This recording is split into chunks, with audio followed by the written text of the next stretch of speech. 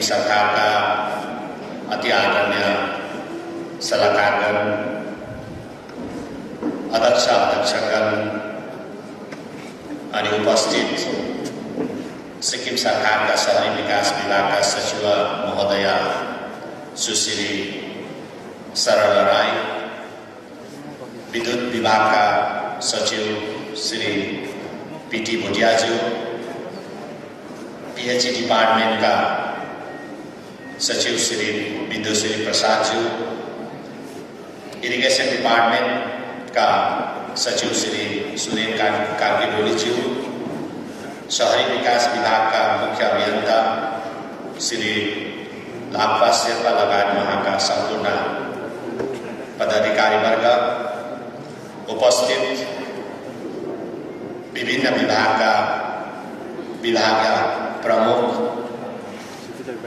Police विभागका उप निरीक्षक श्री प्रवीण गुरुङज्यू, पुलिस विभागका अधीक्षक डाक्टर यल्लश्री, महकुमा अधिकारी श्री रमेश शिवाज्यू, उपस्थित विभिन्न विभागका सरकारी कर्मचारी, साथै पानी हाउस स्थित शिवग्राम सेवा समितिका अति आदरणीय अध्यक्ष श्री सीएस राईज्यू, उपाध्यक्ष श्री संदेश मोक्तानज्यू, महासचिव श्री शरद लामाज्यू, साथै संयोजक श्री रविन राय अनि उपस्थित विभिन्न पत्रपत्रिकाका पत्रकार साथीहरू, सोसियल मिडियाका साथीहरू लगायत यस समारोहमा उपस्थित अप्पर भादुङ निर्वाचन क्षेत्रका अति आदरणीय आमाबाबु दाजुभाइ दिदीबहिनीहरू अनि युवा भाइ बहिनीहरू लगायत सम्पूर्ण महानुभावहरूलाई मेरो तर्फबाट अनि सिक्किम सरकारको तर्फबाट धेरै धेरै धन्यवाद चढाउँदै अनि अभिनन्दन चढाउँदै म आफ्नो कुराहरू तपाईहरुको समक्षमा छोड्काएर राख्न चाहन्छु। सर्वप्रथम तपाईहरु सबैजनालाई म अघिबाटै क्षमा चाहन्छु, किनभनेदेखि तपाईहरुले मलाई निम्तो दिनुभएको कार्यक्रमको समय थियो 11 बजे, तर म 1 घण्टा ढिलो भयो किनभने मेरो अरू मुख्य मिटिङ गर्नु परेकोले गर्दाखेरि 1 घण्टा ढिलाइ भएकोमा म सबैजनासँग क्षमा प्रार्थी छु। र आज विशेष गरेर शिवग्राम सेवा समिति, पानी हाउस अनि सिक्किम सरकारको शहरी विकास विभागको संयुक्त तत्वावधानमा यो सामुदायिक भवनको विधिवत उद्घाटन भएको छ र विशेष गरी यसमा म शहरी विकास विभागलाई त म बधाई दिन चाहन्छु, धन्यवाद दिन चाहन्छु नै। सँगसँगै आज यसै पानी हाउस अन्तर्गत गठन भएको शिवग्राम सेवा समिति, जसले यहाँको बासिन्दाहरूको निम्ति, यसै निर्वाचन क्षेत्रको आम जनताको निम्ति अनि वरिपरिको जनताको निम्ति सुविधाको निम्ति उहाँहरूले दुःख गरेर सबैसँग सल्लाह गरेर अनि सबैजनाकोबाट आर्थिक सहयोग संग्रह गरेर यो जमिन उहाँले 25 लाखभन्दा ज्यादा रकममा किनेर एउटा कम्युनिटी सेन्टर बनाउने जुन काम गरेको छ, यसको निम्ति म शिवग्राम सेवा समिति पानी हाउसलाई धेरै धेरै धन्यवाद अनि बधाई दिन चाहन्छु। अनि यो उहाँहरूले उदाहरणीय काम गरेको छ, एउटा इक्जाम्पल हो। यो इक्जाम्पल हामी सबैजनाले सिक्नुपर्छ कि एउटा समितिले, सानो समितिले सबै समितिका सदस्यहरूसँग आर्थिक संग्रह गरेर सबैको निम्ति एउटा मल्टिपर्पज हल निर्माण गर्ने अनि यस्तो खालको कुनै पनि काम पब्लिक पार्टिसिपेसन भयो भनेदेखि सबै कुराहरू राम्रो भएर गइहाल्छ। तर यहाँ कति ठाउँमा के छ भन्दाखेरि सरकारले बनाइदिइहाल्छ अनि सरकारले बनाउँछ पनि, अनि जनताको डिमान्ड अनुसार सरकारले विभिन्न जग्गामा विभिन्न पूर्वाधारको कामहरू पनि गर्छ, तर पछिबाट त्यो भत्किएर जान्छ। त्यसको कुनै प्रकारको केयर हुँदैन, त्यसको कुनै प्रकारको ख्याल पनि हुँदैन। त्यसै जीर्ण अवस्थामा आज सिक्किमको विभिन्न जग्गाहरूमा त्यस्तो खालके इन्फ्रास्ट्रक्चरको त्यो खालके गति छ, किनभनेदेखि त्यहाँनिर पब्लिक पार्टिसिपेसन छैन र पब्लिकले कहिले पनि सोच्दैन कतिवटा ठाउँमा कि यो चाहिँ हाम्रो पनि हो, यो मेरो पनि सम्पत्ति हो, यो हाम्रो गाउँको सम्पत्ति हो, हाम्रो ठाउँको सम्पत्ति हो, यो हामीले जोगाउनुपर्छ, यसलाई झगडा गर्नुपर्छ भन्ने कतिजनाको मनमा त्यो भावना रहँदैन। त्यसो हुँदाखेरि सरकारले धेरै खर्च गरेर बनाएको पूर्वाधारको कामहरूमा पनि धेरै जीर्ण अवस्थामा हामी पाउँछौँ। यसले गर्दाखेरि आज शिवग्राम सेवा समितिले जुन उदाहरण पेश गरेको छ त्यस्तै उदाहरणहरू अरू ठाउँमा पनि अगाडि आउनुपर्छ, म यही आशा गर्न चाहन्छु। र विशेष गरेर जहाँ पब्लिक पार्टिसिपेसन छ त्यहाँनिर राम्रो भइहाल्छ। र आज यसै सन्दर्भमा कुरा गर्नुपर्दा आज केन्द्र सरकारले पनि आज जति पनि केन्द्र सरकारको योजनाहरू छ, जति पनि स्किमहरू छ, त्यो स्किमहरू आज केन्द्र सरकारले एउटा क्लज लगाइदिएको छ पब्लिक पार्टिसिपेसन। जस्तै अहिले ग्राम विकास विभाग अन्तर्गत जल शक्ति मिशन अन्तर्गत प्रत्येक घरमा नल पुर्याउने जुन योजना छ, प्रत्येक घरले पानी खानका निम्ति ट्याप पुर्याउने जुन योजना छ, अनि प्रत्येक वाटर सप्लाई स्किमलाई केन्द्र सरकारले सेङ्सन पनि गर्दैछ, तर त्यसमा केन्द्र सरकारले एउटा क्राइटेरिया लगाइदिएको छ कि पब्लिककोबाट 5% कन्ट्रिब्युसन हुनुपर्छ। यो होइन कि पब्लिकले पैसा नै कलेक्ट गरेर दिनुपर्छ भन्ने होइन, केन्द्र सरकारले त्यस्तो खालको कुनै पनि क्राइटेरिया छैन, तर 5% should be contributed from the public।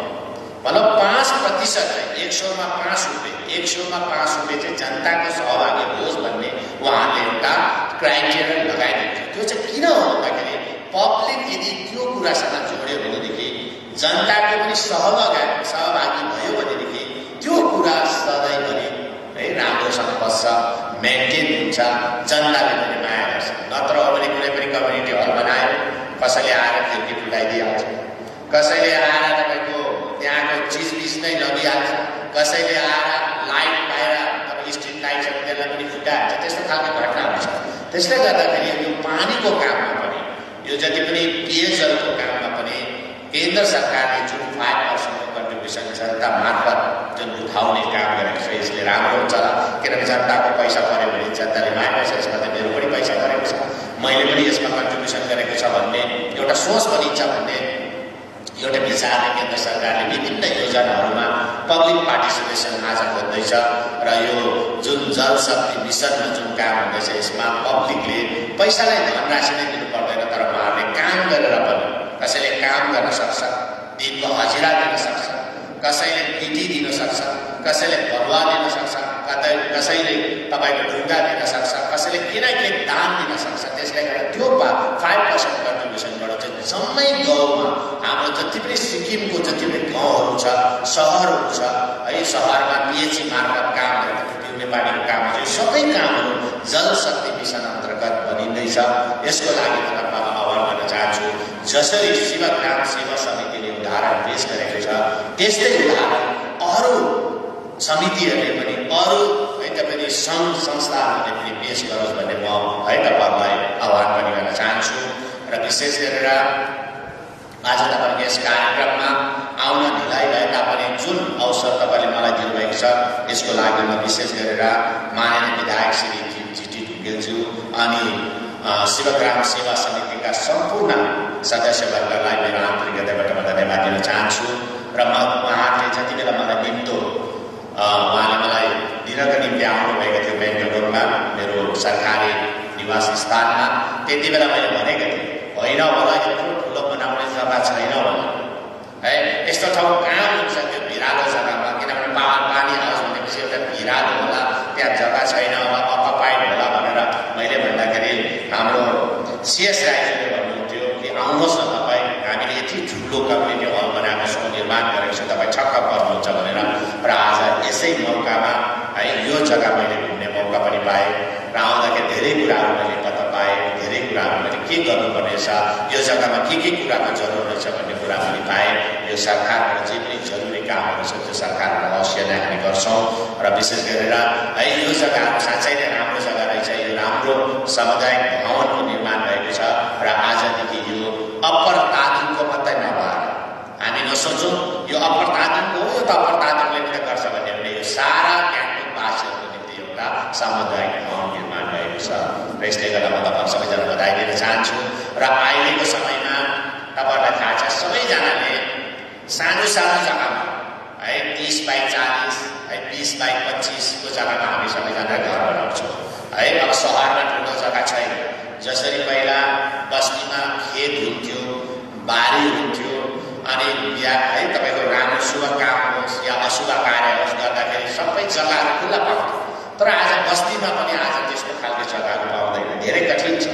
र पण्डाल बनाउनु पनि धेरै खर्च हुन्छ, शुभ काममा होस् अशुभ काममा पण्डाल बनाउनु पर्यो, विभिन्न चिजहरूको ओसार पासार पनि गर्नु पर्यो, धेरै खर्च हुन्छ यसमा। त्यसले गर्दाखेरि सहरमा पनि अनि गाउँमा पनि यस्तो खालको कम्युनिटी सेन्टर निर्माण गर्यो भनेदेखि हाम्रो गाउँले जनताहरूको, हाम्रो आम जनताको जुन खर्च छ त्यो खर्चमा कटौती हुन्छ। नत्र तपाईँले हेर्नुहोस् एउटा बिल्डिङमा सबै यहाँ जति अप्पर तादोङ गान्तोक वरिपरि सहरमा बसे जति पनि हाम्रो नागरिकहरू छन् उहाँहरूको सबैजनाको आफ्नै घर हुन्छ भन्ने छैन है। उहाँहरूको आफ्नै घर, सबैजनाको आफ्नो घर छ भने त ठिकै हो, सबैजनाले आफ्नो घर बनाइ गर्न सक्छ। तर सबैजनाको आफ्नो घर छैन, यहाँनिर रेन्टेड पनि छ।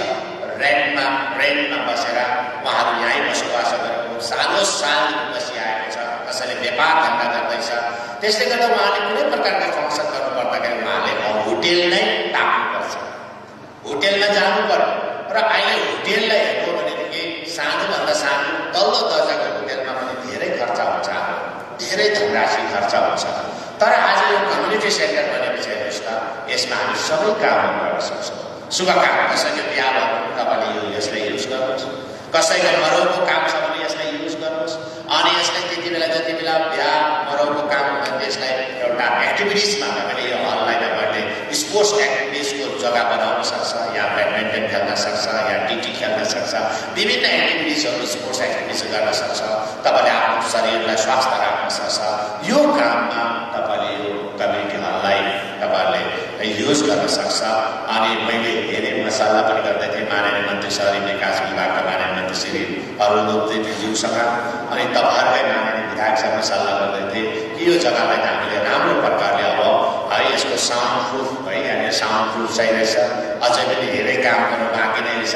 यसलाई जति पनि रहल भएको काम है हामीले जे पनि गर्नुपर्छ त्यो गरिराखेर यसलाई राम्रोभन्दा राम्रो भवनको रूपमा राख्यो भनेदेखि यो साँच्चै नै राम्रो प्रकारले चल्नेछ। अनि यसले जसले पनि जिम्मा लिन्छ यो भवनलाई चलाउनका लागि, सञ्चालन गर्नका लागि मलाई लाग्छ शिवग्राम सेवा समितिले नै यसलाई सञ्चालन गर्छ होला, यसलाई तपाईँहरूले नै निगरानी राख्छ होला। र तपाईँहरूले यसबाट आए है तपाईँको आम्दानी पनि गर्न सक्छ। कसैलाई हामीले नोमिनल रेट राखेर, कोही पनि आउँछ भनेदेखि कसैले मिटिङ गर्न चाहन्छ भने तपाईँले नोमिनल रेट राख्नुहोस्, कसैले बिहा गर्न चाहन्छ भने तपाईँले नोमिनल रेट राख्नुहोस्, कसैको मरौ पऱ्यो भने नोमिनल राख्नुहोस्, कसैको बर्थडे पार्टी गर्न सक्छ भने तपाईँले नोमिनल रेट राख्नुहोस्। त्यसले गर्दा यहाँबाट हामीले इन्कम पनि गर्न सक्छ अनि तपाईँहरूको समितिलाई अगाडि बढाउनु पनि सक्छ। यो प्रकारले काम गर्नुहोस्। अनि जति पनि रहल कामहरू छ यसमा सिलिङ लाउने काम यो अब अहिलेको गरेको जुन 1,90,00,000 प्रोभिजनभित्र छ कि छैन, यदि छैन भने हामी सरकारले फेरि एडिसनल सेक्सन गरेर हामी गरौँला। अनि तपाईँले एउटा साउन्ड प्रुफ लगाउनको लागि चाहियो, किनभने मिटिङहरू हुँदाखेरि साउन्ड राम्रो हुनु पऱ्यो, यसको इको हुनु भएन। त्यसै गरी त्यस्तो छ भने पनि सरकारले एडिसनल सेक्सन गर्नु पनि हामी गर्छौँ। र यहाँ आउने बाटोलाई पनि यदि निर्माण गरेर रोड त नआउने रहेछ, किनभने सायद पोसिबल हुँदैन होला, घरै घर बनिसकेको छ, रोड आउन सक्दैन। रोड आउन नसके तापनि सिसी फुटपाथ भए पनि राम्रो खालको बनायो भने राम्रो चला जस्तो लाग्छ र यो प्रकारले चलाउने र विशेष गरेर हेर्नुहोस् यो कोभिड-19 को समय यो वैश्विक महामारीको समय भए तापनि वर्तमान सरकारले जुन कामहरू जनताको सुविधाको लागि गर्नुपर्ने जनताको आवश्यकताको आधारमा गर्नुपर्ने त्यो कामहरू हामी गर्दैछौँ र एक वर्ष नै हो 2020 को करिब मार्च महिनादेखि अब पुरै लकडाउन नै हो तर हामीले फेब्रुअरीदेखि नै बिस्तारै यो महामारीसँग हामीले होसियार भएर हामीले विभिन्न कदमहरू हामीले सरकारले उठायौँ हामीले फरेन टुरिस्टहरूलाई इमिडिएटली फेब्रुअरी महिनामा नै मार्च 5 तारिकदेखि नै हामीले है तपाईँको सिक्किम छोडेर जानुहोस् भन्ने कुराहरू राख्यौँ त्यसपछि आएर 17 तारिक मार्चदेखि हामीले डोमेस्टिक टुरिस्टलाई पठायौँ अनि 25 तारिकदेखि त टोटल्ली भारतवर्ष नै बन्द हो लकडाउन हो अनि यो लकडाउनको असर है तपाईँको यसको असर यसको एफेक्ट सबैजनालाई पर्यो सानोदेखि लिएर ठुलो सबैलाई पर्यो विद्यार्थीदेखि लिएर कर्मचारीसम्मलाई पर्यो अनि यसमा सबैभन्दा ज्यादा असर हुने त गाउँले गरिब जनताले नै पर्यो किनभने उहाँले जसले आज कमाएर भरे खाने गर्थ्यो आज कमाएर भोलि खाने गर्थ्यो जसले दुःख गरेर कमाउँथ्यो उहाँको व्यवसाय नै बन्द भयो व्यवसाय बन्द भयो चक्राचुर नै भयो अनि जसले होटेलको व्यापार गर्थ्यो उनीहरूले त होटेल नै बन्द भयो अहिलेसम्म कतिवटा होटेल खोलेको छैन विभिन्न स्कुलहरू पनि कालगरी बन्द भयो त्यसो हुँदाखेरि सबैजनालाई असर पर्यो देशलाई नै असर पर्यो अनि राज्यलाई नै असर पर्यो तर पनि हामीले यो वैश्विक महामारीको समयमा सरकारकोबाट जति पनि उठाउनुपर्ने कदमहरू हामीले उठायौँ हामीले कोसिस गर्यौँ है सिक्किमलाई कोभिड-19 को महामारीबाट बचाउने धेरै प्रयास गर्यौँ र 4 महिनासम्म त मार्च, अप्रिल, मे, जुन, जुलाई, अगस्तसम्ममा त हामीले एउटा पनि केस सिक्किममा थिएन या पोजिटिभ केस यो भाइरसको पोजिटिभ केस एउटै पनि थिएन किनभने हामीले टोटल बोर्डरलाई सिल गरेको थियौँ है हाम्रो जति पनि चेकपोस्ट त्यो 4वटा बेसी चेकपोस्ट पूर्वमा रम्फू चेकपोस्ट पूर्वमा अनि तपाईँको मल्ली चेकपोस्ट दक्षिणमा अनि रामबाङ चेकपोस्ट पश्चिममा है 4टा चेकपोस्टमा हामीले 2टा चेकपोस्टलाई पूर्ण बन्द गरेर रामबाङ अनि रेसीलाई पूर्ण बन्द गरेर हामीले आवत जावतको लागि त्यो पनि आम है जनताको आवत जावत होइन पब्लिकको ट्रान्सपोर्टेसनको लागि होइन तर रासिन पानी ल्याउनको लागि है इमर्जेन्सी सर्भिसको लागि मात्रै हामीले मल्ली र रम्फूलाई मात्रै हामीले खुल्ला राख्यौँ अनि यसमा सबैभन्दा ज्यादा सहयोग हाम्रो आम जनताले हामीलाई गर्यो सरकारले जति पनि कानुनहरू निकाले विभिन्न स्टेपहरू हामीले चाल्यौँ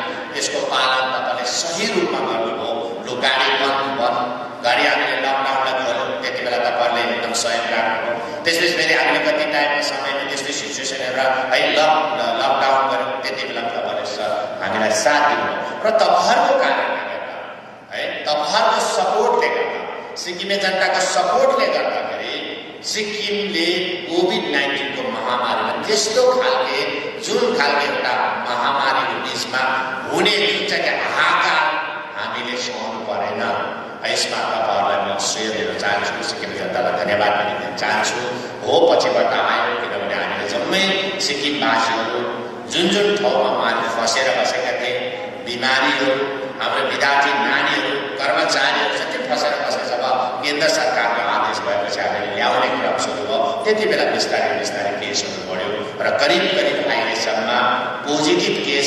6000 अलिकति नागेको छ 6000 ज्यादा भयो अनि त्यसमा हामीले झन्डै 5800 जस्तो त एकदम ठिक भएर गयो टोटल्ली र यसमा मृत्यु पनि भयो 130 भन्दा ज्यादाको मृत्यु पनि भयो तर मृत्यु हुने सङ्ख्या जसको पनि मृत्यु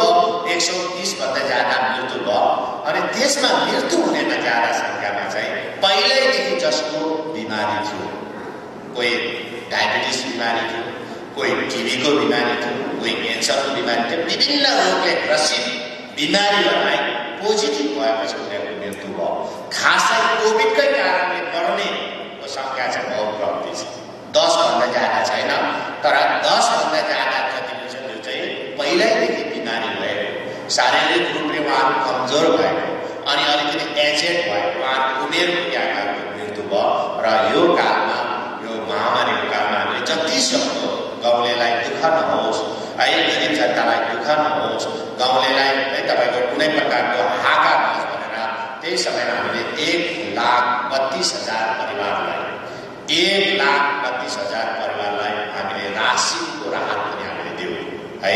चामल, तेल है तपाईको दाल अनि तपाईको रामभेडा, प्याज मिला जति सक्दो हामीले कसैलाई पनि नछुटाएन। कुनै पनि चाहे सरकारी नोकदारले पनि लिन चाहे भने हामीले दियौँ, जो पनि बाहिरको लिन चाहे पनि दियौँ, जति बाहिरको मजदुरहरूलाई पनि दियौँ है। अनि जति पुगेन त्यो माथिमा हामीले थपेर दियौँ।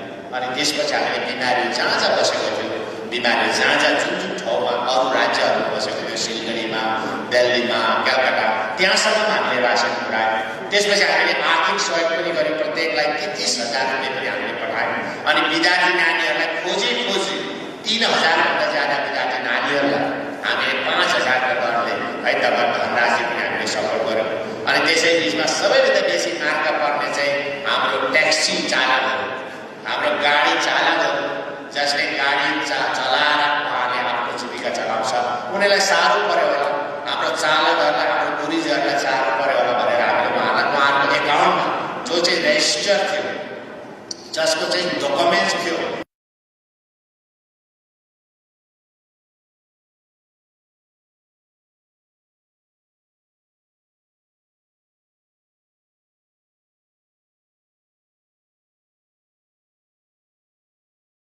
एउटा राज्यले कटौती गर्यो किनभने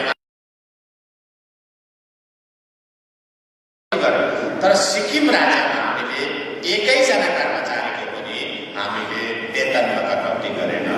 उहाँ भोलिन्ट्री सघाउनुमा हामीलाई यो महामारीको समय हो, हामी सरकारलाई सघाउनुपर्छ भनेर सरकारी कर्मचारी है उहाँहरू पर्सनली अगाडि आए।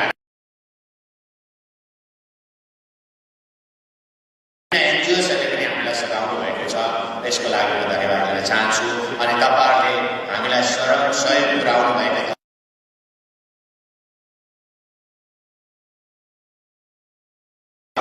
हामीले एकदम ट्रान्सपेरेन्ट कति कलेक्सन हामीले डेली नै रिपोर्ट दिएर त्यो धनराशिलाई पनि हामीले तपाईँहरूकै सेवा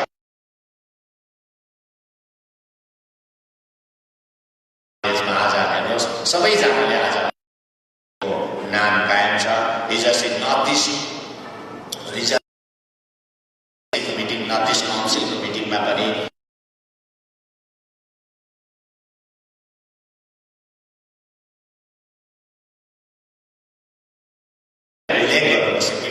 सिक्किमले कोभिड-19 को समयमा जुन खालको भूमिका निभायो, यो भारतमा नै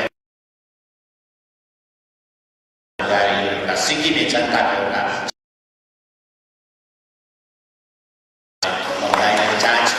अनि विशेष रूपले आज हाम्रो डिआइजी साहब पुलिस विभाग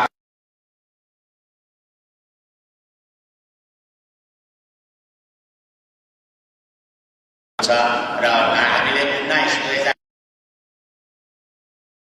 भारतको सानो राज्यहरूमध्येमा हामी 1 नम्बर पुलिस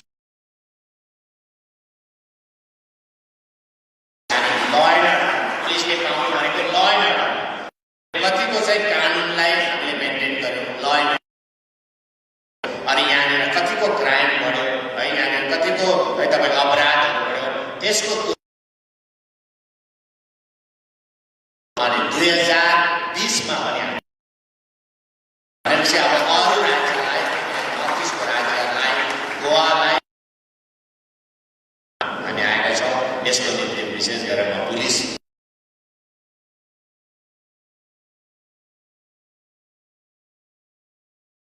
चाहन्छु अनि सिक्किमे जनतालाई पनि बधाई दिन चाहन्छु। यसै पुलिस डिपार्टमेन्टले ल एन्ड अर्डर ठुलो भूमिका चाहिँ जनताको, जनताले स्वयं नराख्नु, जनताले डिसिप्लिन मेन्टेन नगर्नु भनेदेखि 1 नम्बर हुँदैन। तर पुलिसको पनि त्यतिकै भूमिका छ, यसमा भूमिका छ। अनि यो भयो। अनि अर्को कुरा विशेष गरेर हामीले गुड गभर्नेन्समा है, गुड गभर्नेन्स है, सरकार गुड गभर्नेन्स पोजिसन हामीले पाएका छौँ र हामीले यो पनि चाहन्छु 2020मा। अनि सँगसँगै पाक्योङ पुलिस स्टेसन पूर्वमै इन्डियाको best police station out of 10 मा 7 नम्बर आएको छ भने यो एउटा ठुलो हो। र यसरी हामीले छोटो समयमा 20 महिनामा हामी सरकारमा आएको अनि 20 महिना पनि करिब 10 महिना त हाम्रो देशै कोभिड-19 ले नै हाम्रो खाइदियो। यो महामारीले खाइदियो। हामीले चाहेको जस्तो हामीले काम गर्न पाएन र पनि हामीले कम्ती अवधि है कम्ती समयमा काम गर्ने मौका गरेको छ। धेरै कुराको मार्ग हामीले गाडिसकेका छौँ र विशेष गरेर यो कुरा तपाईँलाई म जानकारी दिन चाहन्छु र हामीले सोचौँ सरकारले आफ्नो व्यक्तिगत कुरा त गर्छ आफ्नो है सबैजनाले हाम्रो नागरिकहरूले व्यक्तिगत कुरा त आफ्नो छ तर व्यक्तिगत कुरा भन्दा पनि बेसी चाहिँ हामीले इन जनरल डेभलपमेन्ट गर्नुपर्छ। जनताको सुविधाको लागि हाम्रो सिक्किममा के कुरामा जनताले हामीले कुन कुरामा हामीले सुधार गर्नुपर्ने भन्दाखेरि सबैभन्दा हामीले देख्यौँ सिक्किमको जम्मै नागरिकहरू जो पनि बिमार हुन्छ सबै सिलगढी कुदिहाल्ने सबै सिलगढी कुदिहाल्ने डायलिसिस गर्नु पनि सिलगढी कलकत्ता दिल्ली बम्बे बेङ्गलोर सबैतिर कुदिहाल्ने यहाँ कहिले अनि क्यान्सरको पनि जम्मै बाहिरै जानुपर्ने सानोभन्दा सानो बिमार पनि बाहिर जानुपर्ने। अरे बाबा सिक्किम यस्तो राम्रो जग्गा हो हाम्रो सिक्किमको जनसङ्ख्या बहुतै कम्ती छ भनेदेखि हामीले किन सक्दैन र जसरी आज हाम्रो एम्बुलेन्स सिलगढीमा कुद्दैछ भनेदेखि सिलगढीको एम्बुलेन्स किन सिक्किममा कुद्न सक्दैन भन्ने विचार लिएर है हामीले दृढ सङ्कल्प हामीले स्वास्थ्यमा सुधार गर्नुपर्छ स्वास्थ्य क्षेत्रमा सुधार गर्नुपर्छ भन्ने काम गरेर आज यो कम्ती अवधिमा भए पनि हामीले धेरै काम सुनेर जानुहोस्। अनि तपाईँसँग अब हाम्रो कुनै पनि बिमार भयो भने जस्तै न्युरोको तपाईँ बिमार भयो भने पहिला चाहिँ हाम्रो न्युरो सुपर स्पेसिलिस्ट सिक्किममा थिएन कुद्नु पर्छ तपाईँ पक्का फेसिलिटी यहाँ थिएन न्युरोको कुदिहाल्नु पर्यो ब्रेनको तपाईँ कुदिहाल्नु पर्ने तर आज सिक्किममा नै हामीले 2 जना सुपर नियुक्ति हामीले गरेका छौँ अनि डाक्टर रोशन तामाङ अनि डाक्टर प्रणय राई 2 जना अहिले सुपर स्पेसिलिस्ट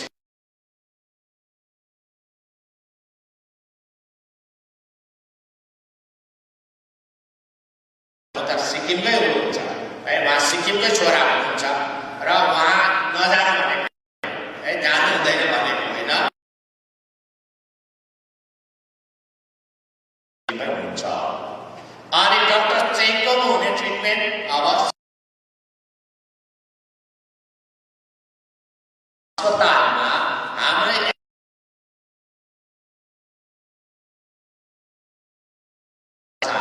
किन तपाईँको खर्च बाँच्छ सिक्किमको एसएनएममा गऱ्यो भने चाहिँ तपाईँले खर्च दिनु पर्यो पैसा डिपोजिट गरिहाल्नु पर्यो न्युरो सर्जनलाई नियुक्ति गर्यो अनि कार्डियोमा पनि त्यस्तै छ डाक्टर डिपी सुपर स्पेसिलिस्ट हो। त्यसपछि हामीले अझै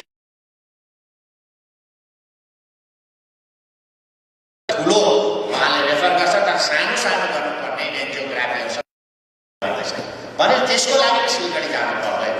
अनि त्यस्तै प्रकारले डायलिसिसको लागि र सिक्किममा सबैभन्दा ज्यादा बिमारी तपाईँको किडनी पेसेन्ट किडनी बिमारी किडनी फेलर एकदमै बेसी छ। मलाई त झन् बेसी थाहा हुन्छ किन मेरोमा जति रेफर केस आउँछ जुन खालको हामी है मुख्यमन्त्री कोषबाट हामी बिमारीहरूलाई सहयोग पुऱ्याउँछौँ त्यसमा सबैभन्दा र उहाँहरू पहिला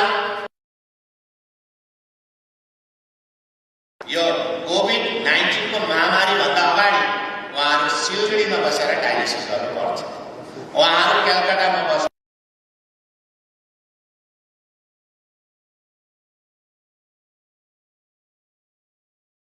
दिन या 2 दिन उहाँले गर्नुपर्थ्यो डायलिसिस कमकै समयमा अब एकदमै बेसी प्रब्लम हो। हाम्रो जति पनि डायलिसिस गर्नेहरू बाहिर छ उहाँहरू बाहिर गर्दैछ बसेर गर्नै पर्यो किनभने यहाँ सेन्टर छैन डायलिसिस सेन्टर छैन र हामीले उहाँलाई फर्काउने समय आयो उहाँलाई फर्काउनु पर्छ किनभने देशभरि नै संसारभरि नै महामारी छ सिक्किम त अझै सुरक्षित छ कोभिड-19सँग भन्ने हेरेर अब हामीले डायलिसिस सेन्टर खोल्नुपर्छ भन्ने विचार लिएर हामीले गान्तोकमा सुरु गर्यौं, नाम्चीमा सुरु गर्यौं अनि गेजिङमा पनि हामीले सुरु गरेको छ। अहिले प्रायः जसो सिक्किमको डायलिसिस पेसेन्टहरू चाहिँ अहिले सिक्किमभित्र नै उहाँहरू डायलिसिस गर्दैछ। उहाँले 2-3टा सिफ्ट गरेर उहाँले राम्रो प्रकारले उहाँको खर्च गर्दैछ। अलिकति उहाँले खर्च गर्नु पर्ला, 1400 कतिको तपाईँको दिनु पर्ला, तर त्यो पनि हामी आउने साल आउने वित्तीय वर्षदेखि हामी जो चाहिँ बीपीएल फ्यामिली छ है, जो चाहिँ गरिबी रेखादेखि मुनिकाहरू छ, जो चाहिँ जसको घरमा सरकारी कर्मचारी छैन, जसको इन्कम बहुत कम्ती छ, जो गरिबी रेखादेखि मुनि आउँछ, उनीहरूको लागि चाहिँ डायलिसिसको जति पनि किट किन्नु पर्ने जो 1400 कतिमा अहिले किन्नुपर्छ त्यो पनि हामी सबै सरकारले नै बेहोर्ने हामीले निर्णय लिएको छ। यो पनि र आज तपाईँहरू डायलिसिस गर्नका लागि सिलगढी जानु पर्दैन, जो चाहिँ पहिला तपाईँहरू सिलगढी जानु पर्थ्यो। र म अझै पनि आह्वान गर्न चाहन्छु, तर यत्रो हामीले खोल्यौँ, यहाँ क्यान्सरको ट्रिटमेन्ट पनि यहाँ हुँदैछ, क्यान्सरको केमो पनि यहाँ हुँदैछ, रेडिएसन पनि यहाँ हुँदैछ र केही 3 महिनासम्म बन्द भयो। किनभनेदेखि यो लकडाउनको पिरियडमा जो टेक्निसियन थियो है, रेडियोथेरापिस्ट थियो, उनी चाहिँ बाहिरबाट भएकोले गर्दाखेरि उहाँले छोडेर गयो, उहाँ पनि घर फर्किने क्रममा उहाँले फर्क्यो। त्यसो हुँदा हाम्रो एउटै पनि रेडियोथेरापिस्ट थिएन सिक्किममा। हामीले एडभर्टाइजमेन्ट गर्यौँ, लाउनको लागि हामीले सरकारी एडभर्टाइजमेन्ट गर्यौँ, जति सक्दो छिटो आओस् उहाँहरू है, उहाँहरू जो पनि आउँछ सिक्किममा हामी लगाइहाल्छौँ है, वकिङ इन्टरभ्यू गरेर लगाइहाल्छौँ भनेर गऱ्यौँ, तर कोही पनि पाएन। सिक्किमको एकैजना पनि नभएकोले गर्दा हामीले कलकत्ताबाट अहिले उनीहरूलाई कन्ट्र्याक्ट बेसिसमा अनि उहाँहरूको स्यालेरी बढाएर अहिले हामीले रेडियोथेरापिस्ट पनि लगाएको छौँ र त्यसको लागि क्यान्सरको ट्रिटमेन्ट हुँदैछ, अपरेसन सबै हुँदैछ। नाम्चीमा तपाईँको ENT को जम्मै अपरेसन हुनु थालेको छ। नाम्चीमा जम्मै डिस्ट्रिक्टबाट, नर्थ डिस्ट्रिक्टबाट है, तपाईँको वेस्ट डिस्ट्रिक्टबाट, इस्ट डिस्ट्रिक्टबाट अनि कालिम्पोङबाट, खरसाङबाट, इभन सिलगढीबाट पनि आज नाम्चीमा अपरेसन गर्नुको लागि आउँदैछ। भनेपछि हाम्रो हेल्थ सेक्टरमा, हाम्रो स्वास्थ्य क्षेत्रमा हामीले धेरै काम गरेका छौँ अनि यसको फाइदा चाहिँ तपाईँले लिनुपर्छ। हामी सरकारले खर्च गर्दैछौँ, हामी आँखा चिम गरेर हेल्थमा भन्नुहोस् न, हामी खर्च गरिहाल्छौँ, चाहे डिपार्टमेन्टबाट होस्, चाहे मुख्यमन्त्री कोषबाट होस्। हामी डायलिसिस मेसिनहरू हामी किन्दैछौँ, विभिन्न है तपाईँको जति पनि इक्विपमेन्टहरू हामी किन्दैछौँ। तर अहिले पनि हाम्रो आम जनताको, यहाँ विशेष गरेर सिक्किमे आम जनताको, सिक्किमे नागरिकहरूकोमा चाहिँ हाम्रो डक्टरहरूसँग चाहिँ कन्फिडेन्स छैन रहेछ। सुन्नुहोस् है, किनभने अहिले पनि हाम्रो सबै फेसिलिटी छ, तर जानु चाहिँ कालिम्पोङ नै जान्छ, डाक्टर मालिकमै जान्छ। डाक्टर मालिक त खालि ओन्ली MBBS हो, MBBS म त MD पनि होइन, कुनै पनि सुपर स्पेसिस्ट होइन, तपाईँको त्यतै हुन्छ। अनि फेरि तपाईँको दार्जिलिङतिर जान्छ, अनि सिमला पनि जान्छ, एकदम सिमलामा कम्पाउन्डर छ उसकोबाट जान्छ कि उहाँहरू जान्छ। त्यसले गर्दाखेरि तपाईँलाई के भन्न चाहेको भन्दाखेरि तपाईँलाई सरकारले यत्रो खर्च गरेर, सरकारको एकदम प्रायोरिटी सेक्टरमा राखेर स्वास्थ्यको क्षेत्रमा यति काम गर्दैछ भनेदेखि तपाईँहरूले हामीलाई विश्वास गर्नुहोस्, हाम्रो डक्टरहरूलाई विश्वास गर्नुहोस् अनि आफैलाई तपाईँले विश्वास गरेर तपाईँले यहीँनिर नै तपाईँले ट्रिटमेन्ट गर्नुहोस्। अनि तपाईँले थाहा पाउनुहुन्छ जसरी आज बाहिरबाट हुँदैछ, जसरी डाक्टर DP राईकोमा कार्डियो है, उहाँ कार्डियोलोजिस्ट हुनुहुन्छ, उहाँकोमा नर्थ बेङ्गालबाट आज आउँदैछ बिमारीहरू, सबै बाहिरबाट आउँदैछ। उहाँले रेभिन्यू पनि हामीलाई दिँदैछ। जति बाहिरबाट आउनेलाई हामी सबैलाई फ्री गरेको होइन, जति बाहिरको पेसेन्ट आउँछ, बिमारी हुन्छ, उहाँहरूलाई हामी पैसा लिँदैछौँ अनि हामी रेभिन्यू कमाउँदैछौँ। यो सबै कुराहरू छ र विशेष गरेर आज उपस्थित जनसमूहलाई म यही भन्न चाहन्छु, हामीले जुन जुन फेसिलिटीहरू हामी दिँदैछौँ सरकारको पक्षबाट, त्यो फेसिलिटी चाहिँ तपाईँले इन्जोय गर्नुहोस्, त्यसलाई खेरो नफाल्नुहोस् है, तपाईँले उपभोग गर्नुहोस्, तपाईँले आफ्नो ट्रिटमेन्ट न्याय गर्नुहोस् भन्ने म तपाईँलाई यो कुरा बताउन चाहेको यो प्रकारले गर्छु। र विभिन्न विशेष गरेर तपाईँलाई थाहा छ, पूर्व सरकारमा बजार भनेपछि के सोच्थ्यो भन्दाखेरि बजार जस्तै तालिम सहरी इलाका हो, गान्तोक सहरी इलाका हो, अनि तपाईँको आरिटाङ सहरी इलाका हो, बुर्तुकको आदि जस्तो सहरी इलाका हो, अनि सियारीको आदि जस्तो इलाका सहरी हो है भन्ने उहाँहरूको सोच थियो।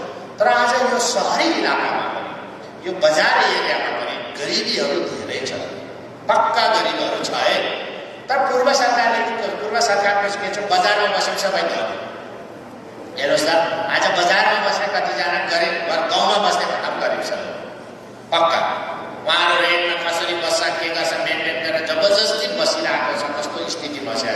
र पूर्व सरकारमा कहिले पनि यो हाम्रो सहरी इलाकामा बस्नेहरूले पनि सरकारी सहुलियत पाउनुपर्छ भन्ने सोच कहिले पनि पूर्व सरकारमा भएन या बनाएन।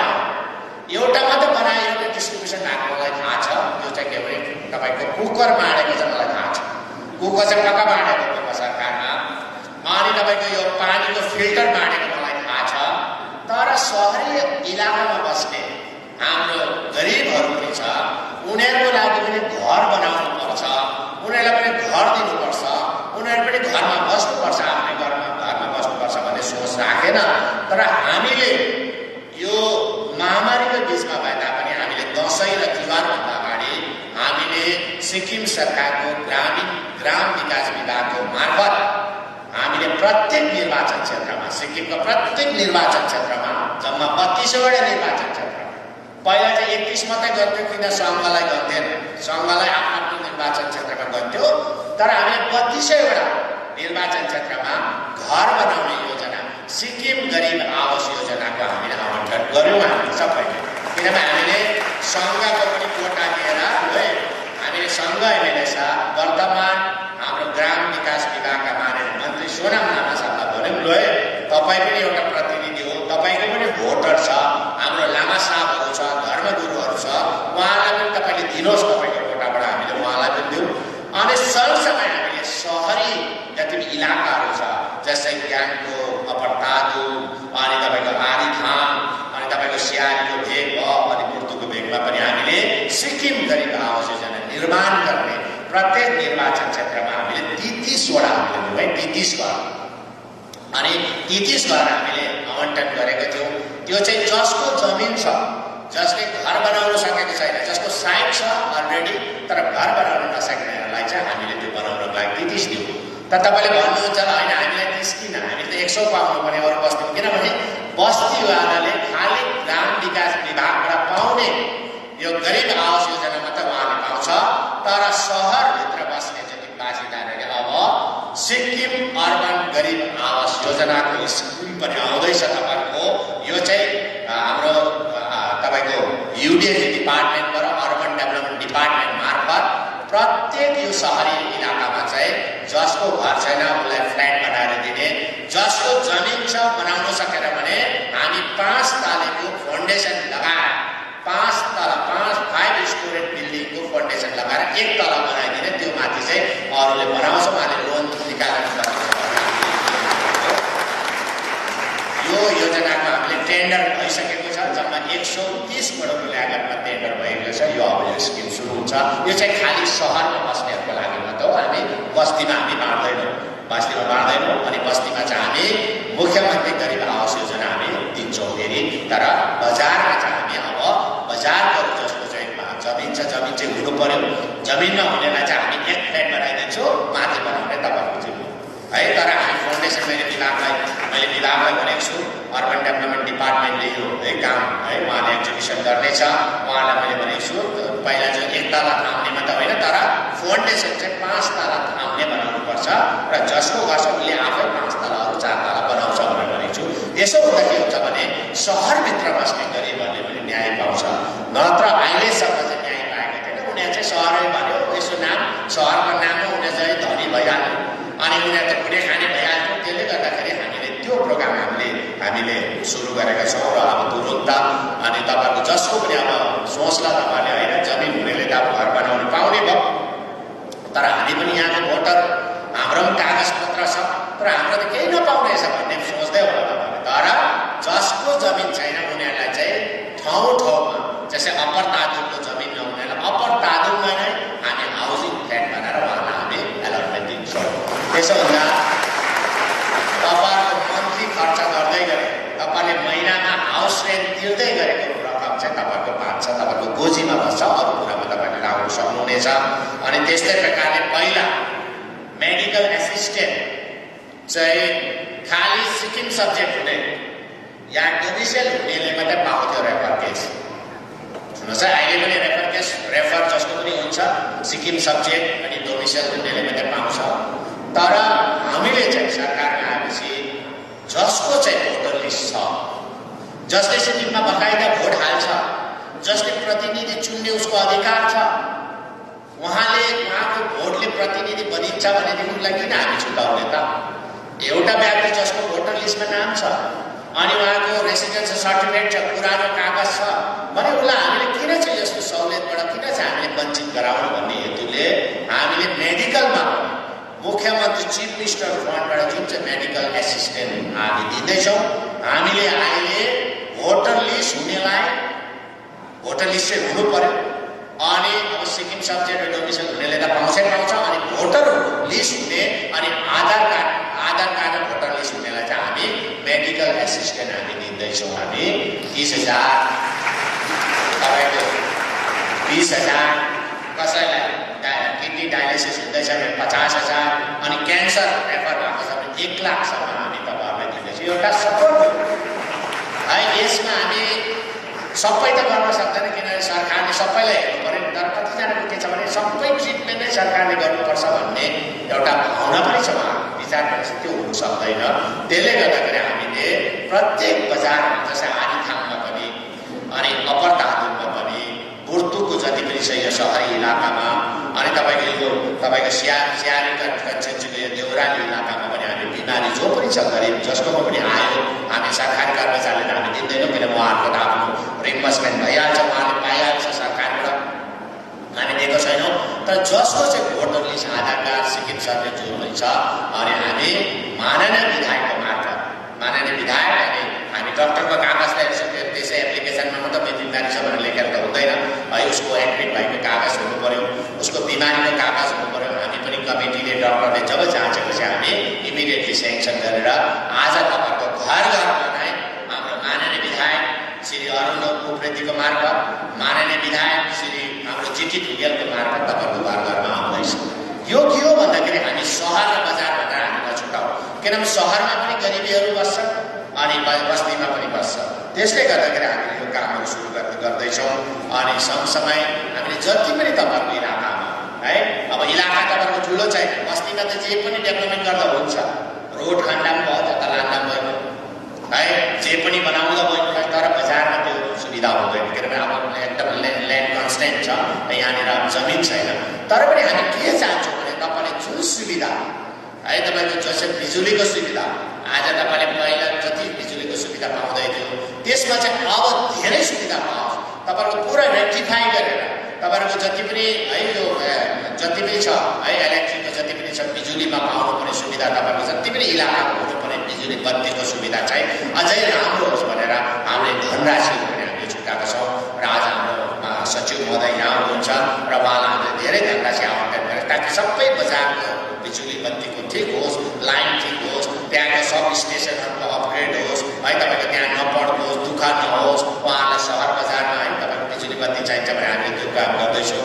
अनि सँगसँगै पिउने पानीको जुन सुविधाहरू छ है हामीले ट्याङ्की बढाएर हुन्छ कि सुविधा दिएर हुन्छ कि पिएचईको मार्फतमा हामी तपाईँलाई जति पनि छ तपाईँलाई चाहेको सुविधा तपाईँले सुविधा पायो भने कसैले पनि आजको समयमा यो 21औं शताब्दीमा सुविधा पायो भने तपाईँले ट्याक्स भुक्तान गर्नको लागि तयारी छ। त्यो सुविधा दिनको लागि हामी काम गर्दैछौँ। यो बिस्तारै तपाईँको हुन्छ र हामीले त्यस्तो कामहरू सुरु गऱ्यौँ र हाम्रो जति पनि इलेक्ट्रिफिकेसन हाम्रो रेक्टिफाई गर्नुपर्ने हामी गर्छौँ। विभिन्न योजना मार्फत हामीले गर्दैछौँ। अनि जति पनि छ यो तपाईँहरूको इलाकामा अप्पर तातोको कुरा गर्नु पऱ्यो भने झोडाहरूको कामहरू हामीले हिजो अस्ति हामीले सेङ्सन गऱ्यौँ। जति पनि गर्नुपर्ने जति पनि डिमान्डहरू आएकोहरू हामी सेङ्सन गरेका छौँ, 2-4वटा काम गरेका छौँ। अनि त्यो माथि पनि मैले अहिले पनि माननीय विधायक है तपाईँहरू माननीय सल्लाहकार महोदय श्री जिटी ढुङ्गेल साहबसँग मैले सल्लाह गरेँ। तपाईँहरूको कोही पनि झोडा यदि बाँध्नु छ काम गर्नु छ भनेदेखि अझै पनि तपाईँले मलाई लिस्ट दिनुहोस् है, हामी त्यो झोडाको कामहरू पनि गर्छौँ। अनि अरू जति पनि यहाँ फाटफुटे रोडहरू छ है, जहाँ जति छ लिङ्क रोडहरू छ है, कार्पेटिङ गर्नुपर्ने, यसको मेन्टेन गर्नुपर्ने, त्यसको सबै तयारी हाम्रो स्मार्ट सिटी ग्याङको प्रोजेक्टबाट भइसकेको छ। यसको खालि टेन्डर हुनु मात्रै बाँकी छ। अनि यो सबै गरेपछि तपाईँलाई सुविधा, रोडको सुविधा, बाटोघाटोको सुविधा, सिसी फुटपाथको सुविधा, सबै सुविधाहरू हामी दिन तपाईँलाई चाहन्छौँ र केही दिनमा नै यसको टेन्डर हुन्छ। यो प्रकारले हामी काम गर्दैछौँ। अनि अर्को कुरा विशेष गरेर म आज सरकारी कर्मचारीहरू है तपाईँहरू उपस्थित हुनुहुन्छ। मैले अस्ति यङसम्ममा पनि यो कुराको मैले घोषणा गरेँ र आज पनि तपाईँलाई म जानकारी दिन चाहन्छु। विशेष गरेर सरकारी कर्मचारीहरूले उहाँले मेडिकल रिम्बर्समेन्टमा 5 लाखसम्मको मेडिकल रिम्बर्समेन्ट पाउँछ। तर मेडिकल रिम्बर्समेन्टमा धेरै कुराको उहाँहरूले झमेलाहरू छ। रेफर गर्नु पर्यो, रेफर भएर जानु पर्यो, आफूले चाहेको हस्पिटलमा जान पाउँदैन, अनि सरकारी जुन हस्पिटलमा पठाए त्यहीँबाट मात्रै रिम्बर्समेन्ट हुन्छ, अरूमा पाउँदैन, तपाईँले पाउँदैन। त्यसो हुँदा हामीले किन चाहिँ यस्तो खालके यो रेफर बिमारी हुँदाखेरि कोही बेला राति नै कुदाइहाल्नुपर्छ? रेफर कहिले गरेपछि रेफर भएर मात्रै कुदाउनु भन्ने त हुँदैन, त्यो त बिमारी साथ भइहाल्छ। त्यसले गर्दा यस्तो खालको झन्झटबाट चाहिँ हामी सरकारी कर्मचारीलाई मुक्ति दिउँ है, उहाँले दुःख नपाओस्, जति बेला राति 12 बजी कुदाउनु पऱ्यो कुदाइहालोस् उहाँहरू, अनि उहाँहरू कुनै पनि हस्पिटलमा गएर आफूले चाहेको हस्पिटलमा ट्रिटमेन्ट गर्नु पाओस् भनेर हामीले एउटा योजनाको सुरु गर्दैछौँ, सुस्वास्थ्य योजना है, health insurance, medical health insurance for the government employees है। सिक्किमको जति पनि सरकारी कर्मचारीहरूको लागि चाहिँ सुस्वास्थ्य योजना भनेर हेल्थ इन्सुरेन्सको हामी सुरुवात गर्दैछौँ। यो चाहिँ कस्तो खालको इन्सुरेन्स भने आज तपाईँले 5 लाखसम्मको मात्रै तपाईँले पाउँछ। तर ठुल्ठुलो अपरेसन भयो भने तपाईँले आफ्नो पैसा थप्नु पऱ्यो, आफ्नो गोजीबाट लाउनु पऱ्यो, या त कुनै 2-4वटा केस स्पेसल केसमा है हुनसक्छ जो चाहिँ मुख्यमन्त्रीको है तपाईँको मन्जुरी भएपछि स्पेसल केसमा तपाईँले 5 लाखभन्दा ज्यादा पाउँछ। त्यसमा झन् सानो सानो कर्मचारी पिउनहरूले त पाउँदैन, पिउनहरू रेफर भयो भने त उहाँहरूले बेड पनि जेनरलमा पाउँछ है। तपाईँको सानो सानो सबै कर्मचारी रेफर भयो भने त पैसा बेसी पाउँदैन, त मलाई पनि थाहा छ, यो सबैलाई थाहा भएको कुरो। अब ठुलो ठुलो अफसर सचिवले रेन्टमा भएकोले त त्यसै किनभने उहाँहरूको आफ्नो है सबैको एउटा स्टाटस हुन्छ, त्यो अनुसार उहाँको सजिलो हुन्छ। तर सबैभन्दा ज्यादा दुःख चाहिँ सानो कर्मचारीले पाएकोले गर्दा हामीले अब यो झन्झटबाट हामी उहाँलाई मुक्ति दिनको लागि यो सुस्वास्थ्य योजना सुरु गरौँ भनेको छु है। हामीले सोचेका छौँ, अनि यसमा हामीले गभर्मेन्ट इम्प्लोइज एसोसिएसनसँग पनि मिटिङ गऱ्यौँ। यो चाहिँ के हो भन्दाखेरि हामीले जति आज यो इन्भेस्टमेन्टमा हाम्रो खर्च हुँदो रहेछ अहिलेको हिसाबमा 29 करोड 29 करोड पर एनम है। यो वर्ष कहिले घट्छ कहिले घट्छ, तर मतलब एभरेजमा हाम्रो खर्च हुँदैछ 29 करोड रुपियाँ, र हाम्रोमा 29 करोड छ, र हामी त्यो 29 करोडलाई पनि त्यसमा लगाउँछौँ। अनि तपाईँ सरकारी कर्मचारीबाट चाहे जुनै पनि ऱ्याङ्क होस्, चाहे पिउन होस्, चाहे सबै कर्मचारी होस्, चाहे एडिसनल चिफ सेक्रेटरी होस्, चाहे चिफ सेक्रेटरी होस्, चाहे सेक्रेटरी होस्, सबैकोबाट हामी महिनामा एकजनाको चाहिँ हामी 200 रुपियाँ लिन्छौँ हामी है। यो योजना 200 लिन्छौँ। यदि तपाईँले 2 जनाको गरेर 400 दिनु पऱ्यो, 3 जनाको गरेर 600 दिनु पऱ्यो, 4 जना गरेर 800 रुपियाँ पर मन्थ दिनु पऱ्यो, र 8-12 छानाले या वर्षमा तपाईँले 4 जना गर्नु पऱ्यो, 9,600 तपाईँले दिनु पऱ्यो, अनि 9,600 चाहिँ सरकारले हामी पैसा दिन्छ, हाम्रो आधी हुन्छ तपाईँहरूको। अनि यो तिरेपछि तपाईँलाई हामी सालमा 10 लाखदेखि 20 लाखसम्मको कभरेज दिन्छौँ हामी। Minimum is 10 lakhs and maximum is 20 lakhs। यसमा तपाईँको हामीले यतिसम्म गरेको छौँ कि हामी किडनी ट्रान्सप्लान्टहरूको पनि हामी कभरेज दिन्छौँ। तपाईँलाई किडनी ट्रान्सप्लान्ट कसरी गर्यो त्यसमा पनि कभरेज दिने, तर मेजर ट्रान्सप्लान्ट जस्तै लङ्स ट्रान्सप्लान्ट भयो या हार्ट ट्रान्सप्लान्ट भयो त्यसको चाहिँ सक्दैन, किनकि तिनीहरूको एकदमै ज्यादा छ, त्यो चाहिँ 30 लाखभन्दा माथिको छ, त्यो सक्दैन। र हामी जति पनि सानो सानो ट्रान्सप्लान्ट छ, जति पनि अपरेसन छ त्यसको दिने।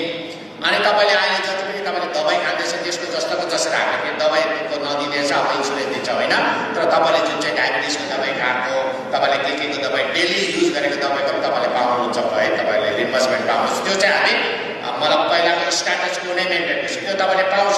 तर रेफर केसमा मात्रै हामी तपाईँलाई यो स्किमभित्र लगाएर खालि 200 रुपियाँमा हामी तपाईँलाई 20 लाखसम्मको हेल्थ इन्सुरेन्स कभरेज दिन्छौँ हामी। अनि त्यो पनि तपाईँले छानेको तपाईँ जहाँ पनि जानुहुन्छ, हामीले जम्मा 400वटा हस्पिटल इन्डियाको 400 हस्पिटलको चिनित गरिसकेको छ। टप हस्पिटलमा तपाईँलाई हामी लान्छौँ त्यहाँनिर, अनि तपाईँ जानु सक्छ। अनि तपाईँ जाने बित्तिकै सुस्वास्थ्य योजनाको तपाईँको डेस्क हुन्छ, काउन्टर हुन्छ, तपाईँ जाने बित्तिकै तपाईँलाई सबै गाइड गरेर तपाईँलाई त्यहाँ सबै ट्रिटमेन्ट गरेर, अनि जम्मै मोनिटरिङ चाहिँ एसटिएनएम हस्पिटलबाट हुन्छ, गान्तोकको क्यापिटलबाट हुन्छ, हाम्रो क्यापिटल गान्तोकबाट हुन्छ, अफिस हुन्छ। र तपाईँले सही ट्रिटमेन्ट पाउँदैछ कि छैन, तपाईँलाई सही डक्टरले बर्ताउ गरेको छ कि छैन, तपाईँलाई सही ट्रिटमेन्ट गरेको खर्च लिँदैछ कि छैन, है त्यो सबै मोनिटरिङ गर्ने काम चाहिँ यो स्वास्थ्य योजनाको टिमको हुन्छ र कहीँ पनि तपाईँले दुःख पाउँदैन र मोनिटरिङ तपाईँलाई सही बिल गरेको छ कि छैन टोटल। तर अहिले के हुँदैछ भन्दाखेरि रेफर गर्छ, अहिले पनि रेफर सिस्टम छ है, तपाईँको क्यासलेस सिस्टम छ। रेफर कागज थियो तपाईँहरूको एपोलोमा गयो, तपाईँ एपोलोमा जानुभयो, दिल्लीको एपोलो हस्पिटलमा गयो, तपाईँले रेफरमा गयो, क्यासलेसमा गयो। तर क्यासलेस अनुसार तपाईँको जुन बिमारी छ त्यो बिमारीको ट्रिटमेन्ट त्यो हस्पिटल दिँदैछ कि छैन त्यसको मोनिटरिङ छैन। एउटा उदाहरण दिन्छु म,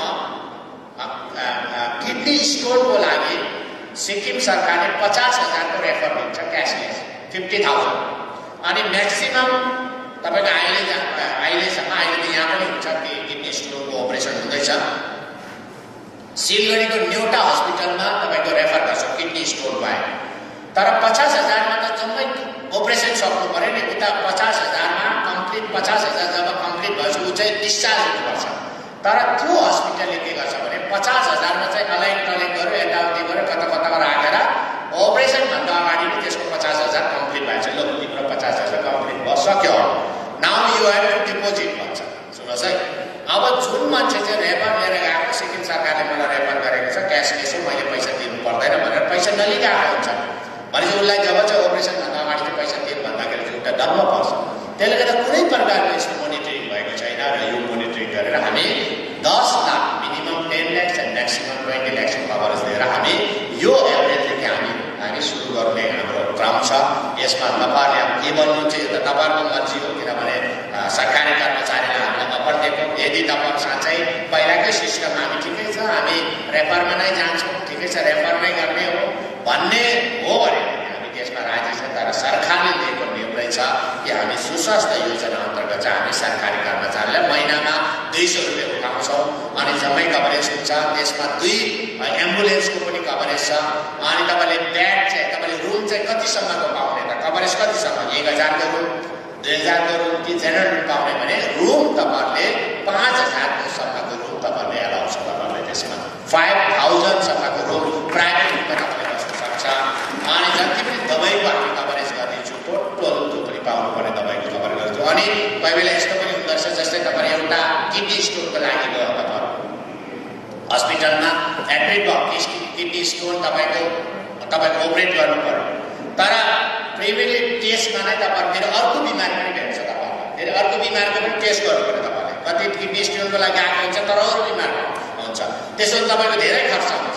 अनि हामीले त्यो पनि कभर गरिदिन्छौँ। कुनै पनि किडनीको लागि तपाईँ जानुभयो तर तपाईँको अर्को बिमार निस्क्यो भनेदेखि हामी त्यता पनि हामी कभर गरेर हामी 20 लाखसम्मको कभरेज हामी दिँदैछौँ।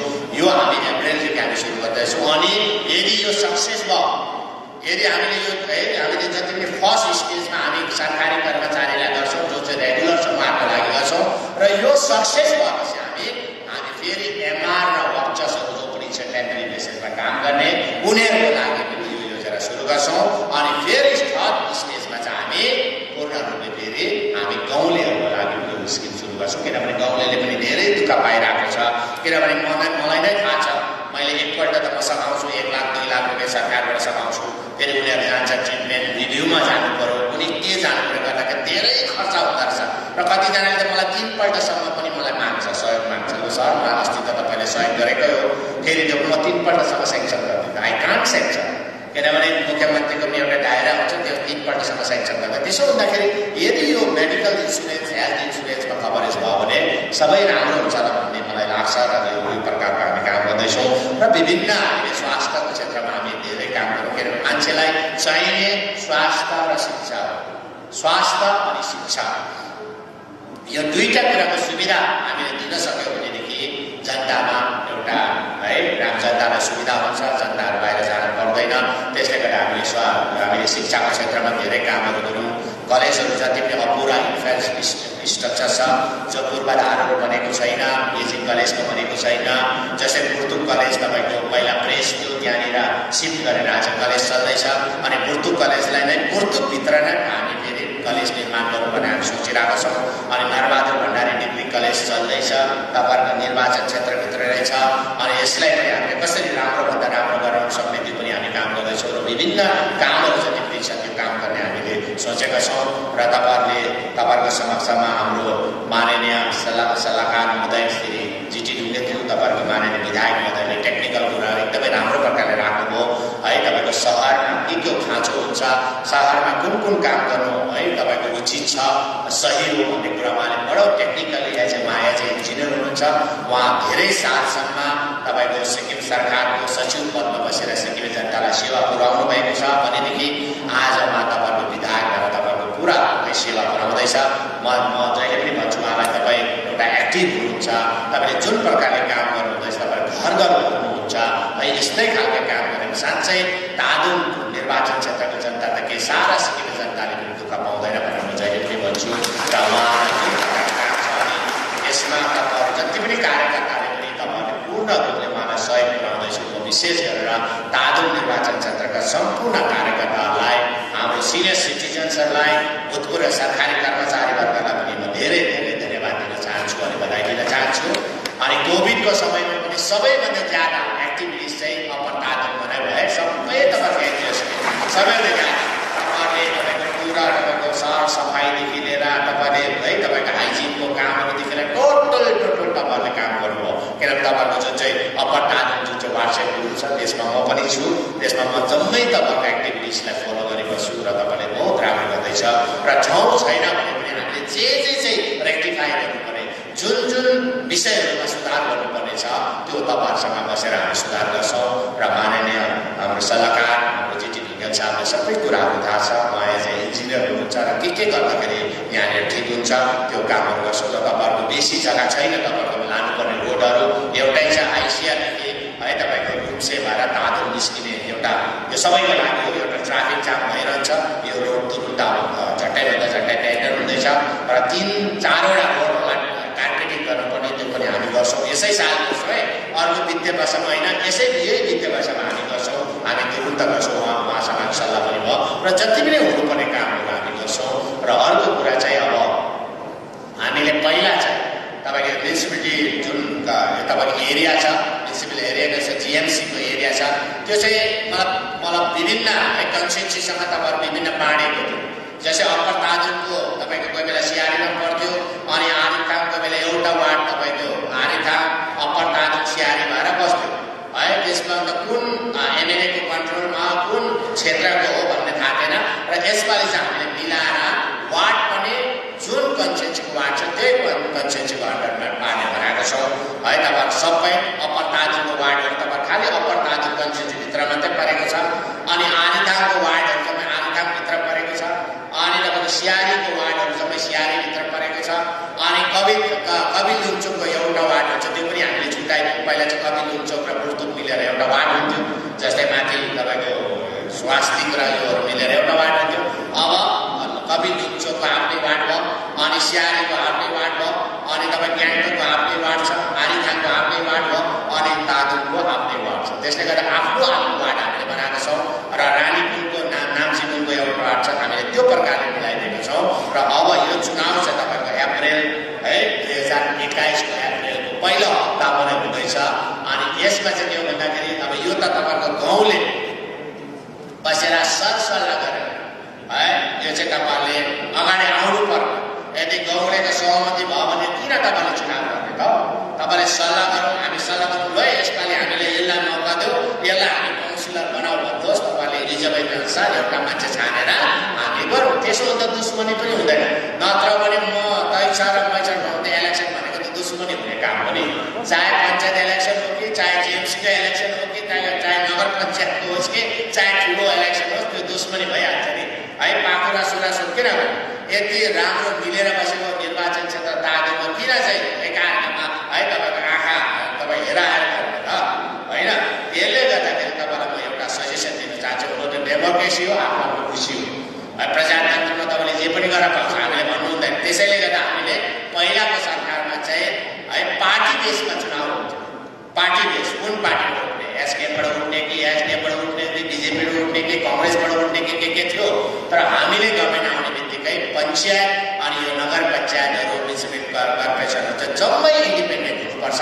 यो चाहिँ गाउँको सरकार हो, यो चाहिँ हामी पार्टीदेखि अलिकति अलग उठेर काम गर्नु भनेर हामीले त्यो पनि हामीले हटाइदिउँ है। अब चाहिँ तपाईँले पार्टीले टिकट दिन्छ होइन, पार्टीले टिकट दिँदैन।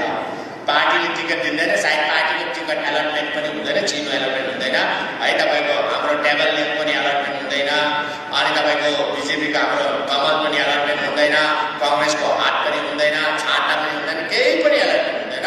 इन्डिपेन्डेन्ट क्यान्डिडेटको रूपमा तपाईँहरू उठ्नु पर्यो। त्यसले गर्दाखेरि के हो भन्दाखेरि पहिला चाहिँ पार्टी बेसमा हुँदाखेरि दुश्मनी हुन्थ्यो, एकदमै दुश्मनी हुन्थ्यो, अनि विकास सहुलियत दिनुमा पनि पार्टी बेसमा दिन्थ्यो। त्यसो हुँदा एउटा एकदमै गाउँलेमा एकदमै बेसी तपाईँको दुश्मनी बढ्न थाल्यो, समाजमा है तपाईँको दरार आउन थाल्यो। एउटा कुन पार्टीको त्यो पार्टीमा एकदमै गाँजे हुन थालेको छ। हामीले गभर्मेन्ट आउने बित्तिकै हामीले एसेम्ब्ली लगेर एक्ट पास गऱ्यौँ।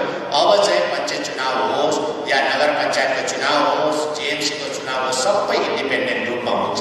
तर इन्डिपेन्डेन्टमा पनि तपाईँहरूको सल्लाह लिनु, जस्तै अप्पर त यो पानी हाउस भयो है, के पर्छ अब थाहा छैन, रिजर्भेसन हुन्छ के पर्छ त्यो फेरि हामीले मिलाउँदा हुँदैन नि, हामीले मिलाउँछ, मुख्यमन्त्रीले मिलाउँदा हुन्छ, हाम्रो भुटियाल साहबले मिलाउँदा हुन्छ, हाम्रो अरुण उप्रेती साहबले मिलाउँदा हुन्छ, हाम्रो वाइटी लेप्चे साहबले मिलाउँदा हुन्छ, हाम्रो डिआर थापाज्यूले मिलाउँदा हुन्छ, हाम्रो नाम्चेबुङको एमएलए हाम्रो एमप्रसाद शर्माले मिलाउँदा हुन्छ भन्ने होइन। यो चाहिँ एज पर नर्म्स कसको रिजर्भेसन पर्छ त्यो रिजर्भेसन अन्तर्गत रिजर्भ हुन्छ। अनि जसको रिजर्भेसन पर्यो लु यहाँनिर सेड्युल कास्ट वुमेन पऱ्यो भने सल्लाह गर्नुहोस् तपाईँको बिचमा, सबैले को छ बेस्टभन्दा बेस्ट को छ है, पालो गर्नुहोस् यसलाई, लु है तपाईँलाई मौका दियो। अनि तपाईँले मिलेर दिएको क्यान्डिडेटले त भोलि तपाईँको काम गर्नु पऱ्यो नि त है, तपाईँले मिलेर एकजना दिएको त काम गरे, हामीले मिलाएर दिएको, हामीले कोही उठाएन, तपाईँलाई दिएको काम गर। तर फेरि आफै लडेर उठेर लडेर जित्नेले त भनिहाल्छ म आफै त जितेको के हो कुरा गर्छ भन्छ। त्यसले गर्दा तपाईँले मिलेर दिएको चाहिँ राम्रो हो र यसपालि सबैजनासँग मिलेर तपाईँहरूको समय छ अब 2 महिना, फेब्रुअरी मार्च अप्रिलमा चुनाव हुन्छ, यो प्रकारले गर्ने तपाईँलाई आह्वान गर्न चाहन्छु। अनि हेर्नुहोस् हामी के चाहन्छौँ भन्दाखेरि हामी चाहिँ सर्वधर्म है, हामी सबैलाई एक समान, सर्वधर्म सबै धर्मलाई एक समान राखेर हामी काम गर्छौँ। कुनै पनि धर्मलाई छुटाउँदैनौँ हामी, अनि कुनै पनि जातीय सङ्गठनलाई हामी छुटाउँदैन। आज हेर्नुहोस् त पहिला के थियो भन्दाखेरि कुनै पनि जातीय सङ्गठनको कार्यक्रममा जाँदा से ल तपाईँको हाम्रो राई जातिको सखिया पर्वमा जाँदाखेरि पार्टीको झन्डा लगाएर जानै पर्छ। सुन्नुहोस् है, अनि पार्टीको झन्डा अनि रुलिङ गभर्मेन्टको लाउनु पर्थ्यो त्यति बेला, किन रुलिङ गभर्मेन्टको लाउनु पर्थ्यो झन्डा। त्यसै गरी अपोजिसनमा हुने हाम्रो राई दाजुभाइ त जानु हुन्थेन है, टेढे आँखाले हेरिहाल्यो यो चाहिँ किन आयो भन्छु। अनि फेरि तपाईँको सिरिजमको कार्यक्रममा जाँदाखेरि पार्टीकै झन्डा लगाएर जानु पर्ने। त्यसले गर्दा अपोजिसनमा हुने सुब्बा दाजु लिम्बू दाजुभाइ जानै नपाऊ, कति विश्वास हुन्छ हेर्नुहोस् त। आफ्नै जातिको परम्परा हुँदैछ, आफ्नै जातिको सङ्गठनको कार्यक्रम हुँदै जानु नपाउने। तर हामी आएर के गर्दैछौँ भने कुनै पनि जातीय सङ्गठनमा सरकारको हस्तक्षेप हुने छैन। त्यो सङ्गठनको प्रेसिडेन्ट पहिला चाहिँ कसरी राख्यो भन्दाखेरि जातीय सङ्गठनको प्रेसिडेन्ट मलाई पनि थाहा छ, मेन्टोगाउँसँग राम्रो छ कि छैन, मुख्यमन्त्रीसँग कनेक्सन कस्तो छ, चाहे लाटा होस् कि बाटा होस् कि काम गर्ने होस् कि नगर्ने होस् त्यसलाई नै राख्नु पर्छ। त्यो चाहिँ ठिक छैन माथि भने त्यसलाई राख्दाखेरि कहिले पनि जातीय सङ्गठन अगाडि बढेन। र आज हामी के भन्दैछौँ भने तपाईँले जातीय सङ्गठनको अध्यक्ष त्यस्तो मान्छेलाई राख्नुहोस् जसले तपाईँको जातीय सङ्गठनलाई अगाडि बढाउँछ, एकदम अगाडि बढाउने राख्नु पऱ्यो। तर सरकारसँग तालमेल हुने मान्छे त राम्रो पनि काम गर्ने एक्टिभ पनि हुनसक्छ, इनएक्टिभ पनि हुनसक्छ। त्यसले गर्दा हामी सरकारमा आएको छ, हामीले यो खालको एउटा के भनौँ स्वतन्त्र वातावरण हामीले दिएको छौँ। सबै सङ्गठनहरूलाई आफ्नो प्रकारले काम गर्न दिएको छौँ, कुनै प्रकारको हस्तक्षेप छैन।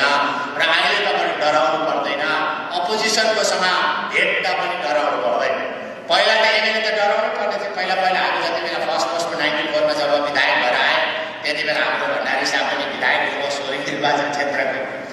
अनि एकपल्ट भण्डारी साहब भानु जयन्तीमा आउनुभयो, त्यति बेला हामी डरसरी नै उहाँलाई हामीले, किनभने उहाँ त मुख्यमन्त्री भइसकेको, त्यति बेला हाम्रो प्रवीण गुरुङ साहब त्यति बेला एसडिपिओ सोरेङ हुनुहुन्थ्यो है। अनि डरसरी उहाँ पनि डरसरी, उहाँको पनि छुट्टी हुन्छ भन्ने भयो होइन, अरूको पनि छुट्टी हुन्छ भन्ने भयो, हाम्रो पनि छुट्टी हुन्छ भन्ने भयो। डरसरी बोल्नलाई अलग टाढो राखेर पनि हामीले स्वागत जनाएको।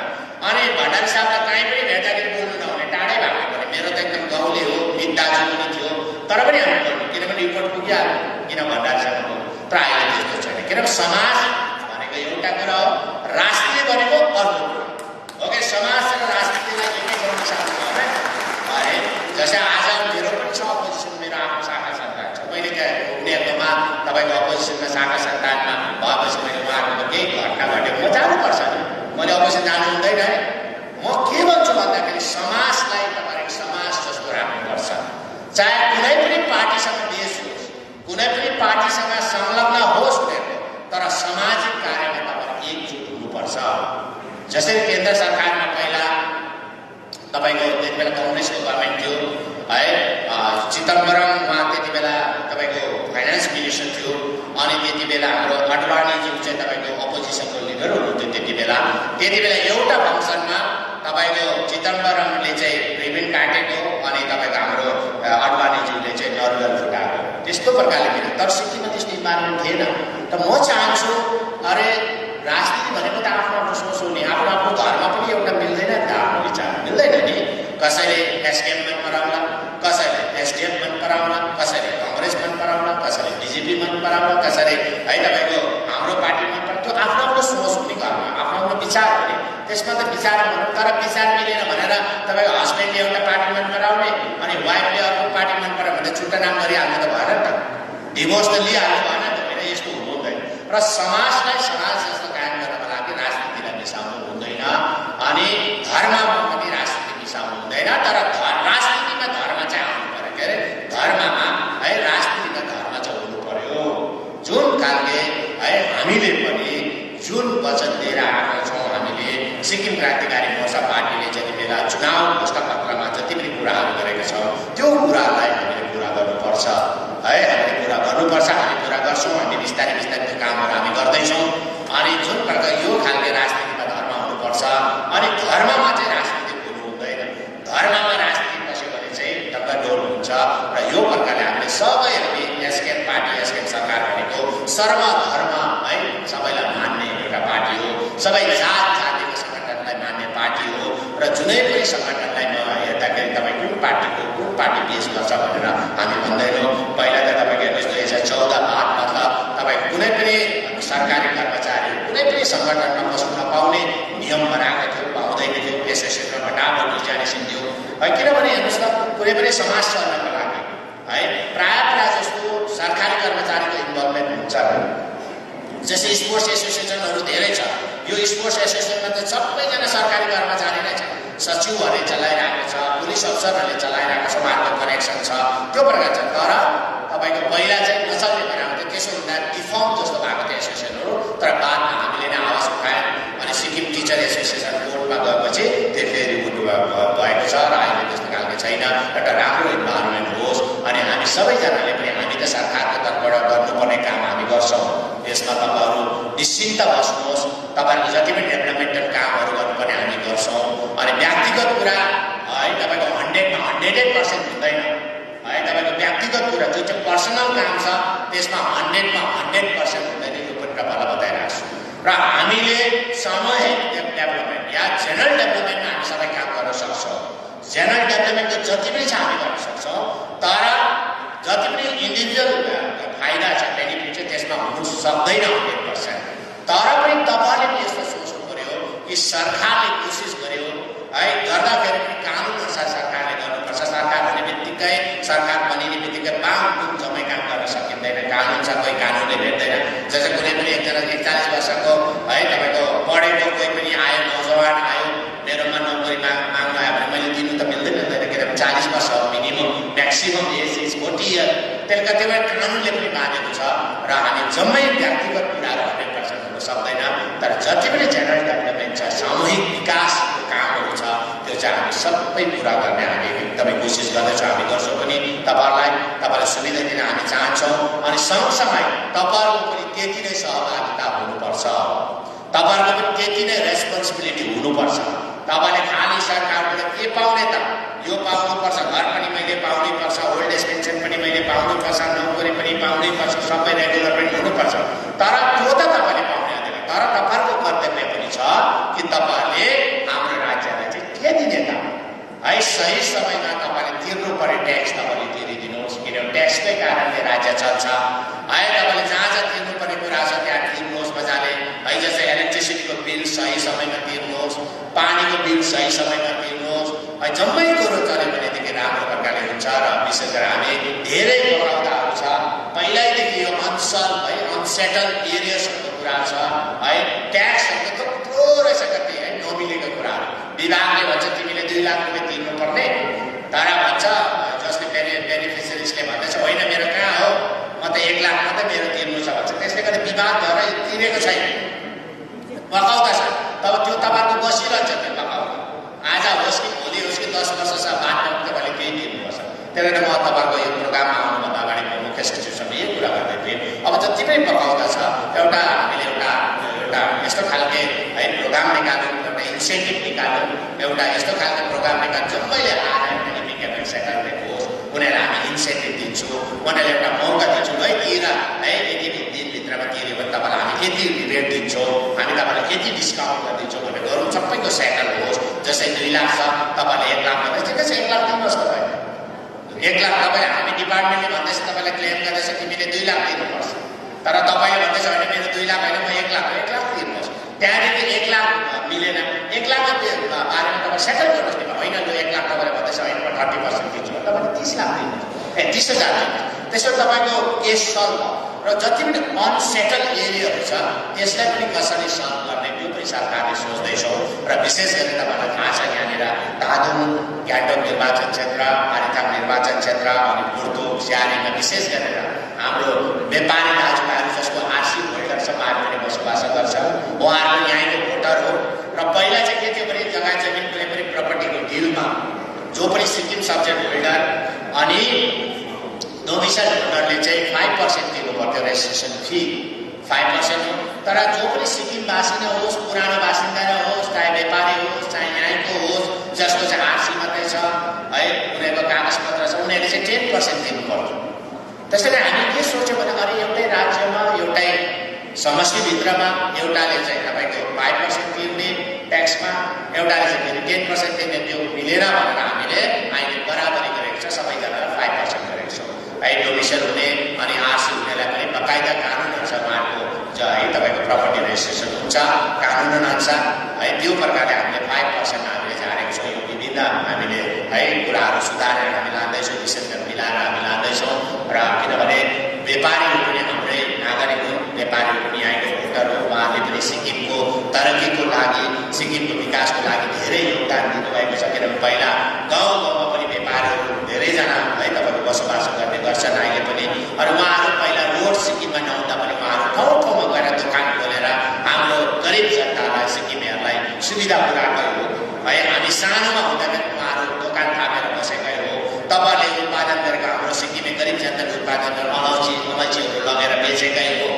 विभिन्न तपाईँको सागसब्जी अदुवा तपाईँको अलैँचीहरू लगेर बेचेकै हो त्यति बेला हाम्रो त केही कनेक्सन थिएन हाम्रो मान्छेको तर उहाँहरूले लगेर सिलगढी जोरथाङ सिलगढी त्यस्तो व्यापार गरेको त्यसले गर्दा उहाँलाई पनि हामीले जति कुराहरू व्यापारीहरूलाई पनि हामीले त्यो प्रकारले इज्जत दिएर हामी काम गर्दैछौँ यो कुराहरू छ र विशेष गरी तपाईँलाई थाहा छ सिक्किममा अब हामी भोटे लेप्चा बिएल पनि छ भोटे लेप्चा छ ट्राइबल हो अनि त्यसपछि नेपाली समुदायको एउटा लिम्बू र तामाङ ट्राइबल भयो 2003मा त्यसपछि हामी जस्तै लिम्बू र तामाङ जस्तै त्यस्तै आर्थिक अवस्था भएको अरू जातिहरू छोडे नेपाली जातिहरूबाट जस्तै तपाईँको धेरैवटा छोड्यो राई गुरुङ मगर छेत्री बाहुन प्रधान नेवार तपाईँको भुजेल माझी सन्ने सबैजना छोड्यो पहिलाको सरकारले बनाउँछु भनेर त भन्यो तर उहाँले कमिटी बनाएर भ्रमण कमिसन बनायो गरेकी कमिटी बनायो अनि केन्द्र सरकारमा रिपोर्ट पठाउँदैछ यो छेत्री बाहुन त पुरा धनी हो यिनीहरू त पुरा मालिक हो यिनीहरू त पुरा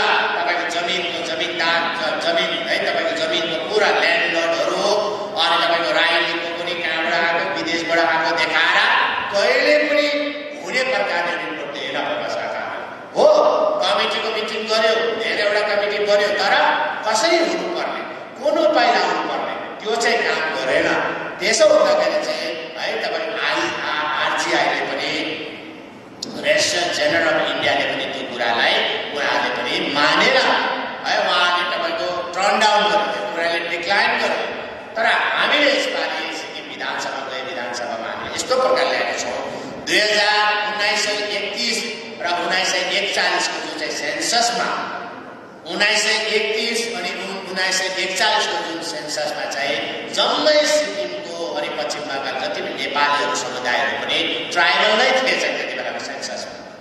1931 एन्ड 1941 को सेन्ससमा चाहिँ ट्राइबल नै हिल ट्राइब भनेर हामीलाई दर्जा थियो, मान्यता थियो। तर अचानक 2050 को जति बेला भयो त्यति बेला डिलिट भयो है। अचानक कसैलाई खबर नगरेर त्योबाट हामी ट्राइबलबाट हट्यौँ अनि हामी त्यही पुरानो दस्तावेजको आधारलाई आधार बनाएर अनि त्यसलाई हामी अगाडि राखेर अनि सिक्किमको सुरक्षा कवच 371F लाई अगाडि राखेर सिक्किमको यो 12वटा छुटेको जातिहरूलाई पनि ट्राइबल दिनुपर्छ भन्ने हामीले सिक्किम विधानसभामा हामीले रिजोल्युसनको रूपमा पास गर्यौँ। एउटा सरकारी रिजोल्युसन, गभर्मेन्ट रिजोल्युसन, कुनै पनि इन्डिभिजुअल रिजोल्युसन, प्राइभेट रिजोल्युसन होइन, गभर्मेन्ट रिजोल्युसनको रूपमा हामीले पास गरेर अनि हामी केन्द्र सरकारमा पठाउँदैछौँ। अनि मैले हिजोअस्ति तपाईँको 21 तारिकको दिन मैले माननीय गृहमन्त्री महोदयलाई मैले हाम्रो अमित शाहजीलाई मैले भेट्ने मौका पाएँ अनि त्यति बेला पनि मैले त्यो रिजोल्युसनलाई पनि मैले सबमिट गरेँ अनि मैले सरकारको तर्फबाट अनि राज्यको सरकारको तर्फबाट पनि मैले मेमोरेन्डम पनि उहाँलाई दिएर मैले सबै कुरा भनेको छौँ कि नेपाली जातिभित्र पनि जति पनि छ यी जातिहरू चाहिँ हामी जस्तै हो, लिम्बू तामाङ जस्तै हो, उनीहरूमा गरिबीहरू छ, उनीहरू छुट्टिएका छ, त्यसले गर्दा उहाँहरूलाई ट्राइबल राम्रो हुन्छ भन्ने है कुरा हामीले राखेका छौँ। हामी सही ढङ्गमा अनि हामी एकदमै सत्यसँग राख्छौँ। हामी कुनै प्रकारको राजनीति यसलाई चुनावी मुद्दा मात्रै बनाउने होइन। हामी चुनावको समयमा चाहिँ हामी ट्राइबल दिन्छु भन्ने फेरि सरकारबाट छापा बस्ने होइन। हामी अहिलेदेखि नै यसलाई कोसिस गरेर हामी ल्याउँछौँ अनि त्यस्तै प्रकारले तपाईँ हाम्रो 17 कर्ममा उगेन थिल्ले दोर्जीको जुन चाहिँ छ माग छ र हामी अपोजिसन हुँदा पनि यसलाई उठाएकै हो। अपोजिसन हुँदा पनि हामीलाई ल्याउनुपर्छ भने हामी धर्नासम्म लामाहरू सँगसँगै जो चाहिँ हाम्रो सिक्किमको लामाले 707 दिन जस्तो उहाँले धर्ना गर्नु हो हडताल गर्नु, त्यसमा पनि हामीले पुरा भाग लिएर हामी केन्द्र सरकारलाई हामीले मेमोरेन्डम चढायौँ अनि केन्द्र सरकारले पनि सोही गरेर है वर्तमान सरकारले वा वर्तमान भारत सरकारले सिक्किममा पहिला जुन प्रकारको पहिलाको सरकारको कारणले गर्दा है पूर्व सरकारको कारणले गर्दाखेरि कर्मको ब्यान थियो आउने सिक्किममा आउने है उहाँले नपाउने जुन चाहिँ एउटा कानुन थियो त्यो कानुनलाई तपाईँको केन्द्र सरकारले हटाएको छ। अब 17 कर्मा बाबु केन्द्रले दोषी सिक्किम आउन पाउँछ तर वर्तमानमा उहाँ भारतभित्र नभएकोले गर्दा उहाँ आउन सकेको छैन र हामी आशा गरौँ चाँडोभन्दा चाँडो उहाँ भारत फर्केर आएर सिक्किमको पनि भ्रमण गर्नु हो। उहाँलाई रुमटेकमा आउन अनुमति नदिएर तर सिक्किमको कुनै पनि जग्गामा चाहे खुदुङ गुम्बा होस् चाहे कुनै पनि जग्गामा हामी ल्याउनको लागि अनि हामीले यसैको लागि हामीले गए साल 2019-21 को धनराशिमा पनि हामीले बजेटमा पनि हामीले धनराशि छुट्याएका थियौँ कि हामीले अनि यसको लागि मैले माननीय मन्त्री हाम्रो धर्म विभागको माननीय मन्त्रीसँग कुरा गरेको छु। तपाईँको एउटा डेलिगेसन गएर हाम्रो 17 कर्मा बाबु केन्द्रले दोषीलाई रिप्रेजेन्ट गरौँ, उहाँलाई हामीले निम्तो दिनुपर्छ भनेर मैले भनेको छु। तर यो कोभिडको कारणले गर्दा यो वैश्विक महामारीको कारणले गर्दा है धेरैवटा है देशहरूमा अहिले फ्लाइट चलेको छैन, त्यसले गर्दा जान सकेको छैन। यो पनि हामीले माग राख्यौँ अनि सँगसँगै लिम्बू तामाङको छुटेको जो पनि छ है लिम्बू तामाङ जो चाहिँ छ ट्राइबल त भयो तर लिम्बू तामाङले अहिलेसम्म सिट पाएको छैन अनि सिटको पनि हामीले माग गर्दै आएको हौँ, पहिला पनि गरेको र अहिले पनि हामीले एकदमै जोडतोडले हामी केन्द्र सरकारसँग कुरा राख्दैछौँ। अनि पछि हामी यो हाम्रो जो चाहिँ 4 फेब्रुअरी जब हाम्रो पार्टीको स्थापना दिवसको कार्यक्रम सकेपछि अनि यहाँको जम्मै अफिसियल काम सकेपछि हामी सबैजना सबै विधायकलाई लगेर केन्द्र सरकारमा हामी गएर हामी त्यो पनि मेमोरेन्डम हामी डेलिगेसन लिएर जान्छौँ, हामी चढाउँछौँ र हामी जति पनि काम गर्छौँ त्यो हामी सिन्सियरली र यसलाई कुनै पनि पोलिटिकल एजेन्डा नबनाइकन राजनीतिक हटकण्डा नबनाइकन अनि चुनावको समय होस् या नहोस् हामी सबै काम गर्छौँ। तर पूर्व सरकारमा चाहिँ कुनै पनि जस्तै प्रमोसन सरकारी कर्मचारीको प्रमोसनको कुरा गऱ्यो भने सबैभन्दा ज्यादा चाहिँ कहिले प्रमोसन हुन्थ्यो भन्दाखेरि चाहिँ चुनावभन्दा अगाडि हुन्थ्यो। टक्कै 1 महिना अगाडि चाहिँ प्रमोसन मेला भनेर जम्मै रोकेकोहरूको त्यहाँ एकदम प्रमोसन भइहाल्यो, अप्रिसिएटिङमा प्रमोसन हुन्थ्यो अरे। तर हामीले सरकार आएपछि हामीले कसैलाई पनि प्रमोसनमा रोकेको छैन, चाहे कुनै पनि परोस् जहाँसुकैको परोस् जो पनि परोस् हामी आँखा चिम गरेर हामी गरिहाल्छौँ र अब हामी गर्नै पर्ने छ जग्गा खाली छ भने त अप्रिसिएटिङमा पनि हामी गर्दैछौँ। यति साह्रो प्रेसर छ सुन्नुहोस् हामी गर्दैछौँ, कसैले रोकेको छैन। नत्र हामीले रोकेर राखेर म्युनिसिपल चुनावभन्दा अगाडि मार्चमा गर्दा भइहाल्थ्यो नि, सहर बजारमा टक्क रिजर्भेसन सघाउनुपर्छ अनि तपाईँले चाहिँ प्रमोसन गर्छु भन्नु पर्यो। अनि ठ्याक्कै यदि अङ्कुशले ल्याउनु पर्ने भने हेर्नुहोस् त, पूर्व सरकारले चाहे सरकार कर्मचारीले गल्ती गरेको होस् या नगरेको होस्, अङ्कुशले ल्याउनु पर्यो ठ्याक्कै भिजिलेन्स, अर्कोले एप्लिकेसन गर्नु लाउँथ्यो है, अनि ठ्याक्कै यता आएछ कम्प्लेन गरेर भिजिलेन्सको। त्यस्तो घटना त मलाई थाहा छ। त्यो धेरैजनाको है तपाईँको त्यो कसैको नचिनेको मान्छेको एउटा एप्लिकेसन रिपोर्ट आउँछ, कम्प्लेन आउँथ्यो, त्यसैमा भिजिलेन्स। अनि भिजिलेन्स लगाएपछि गोरीले टारेको हुन्छ, जे काम गराउँदा गर्नै पर्ने सरकारी कर्मचारी, त्यस्तो स्थिति थियो। तर हामी सरकारमा आएपछि जो पनि सरकारी कर्मचारी है जसलाई चाहिँ कुनै पनि बेकसुर भिजिलेन्स लागेको छ है, जसले काम बिगारेको छ, त्यो त कसैले रोक्न सक्दैन, पक्का त लाग्छै लाग्छ।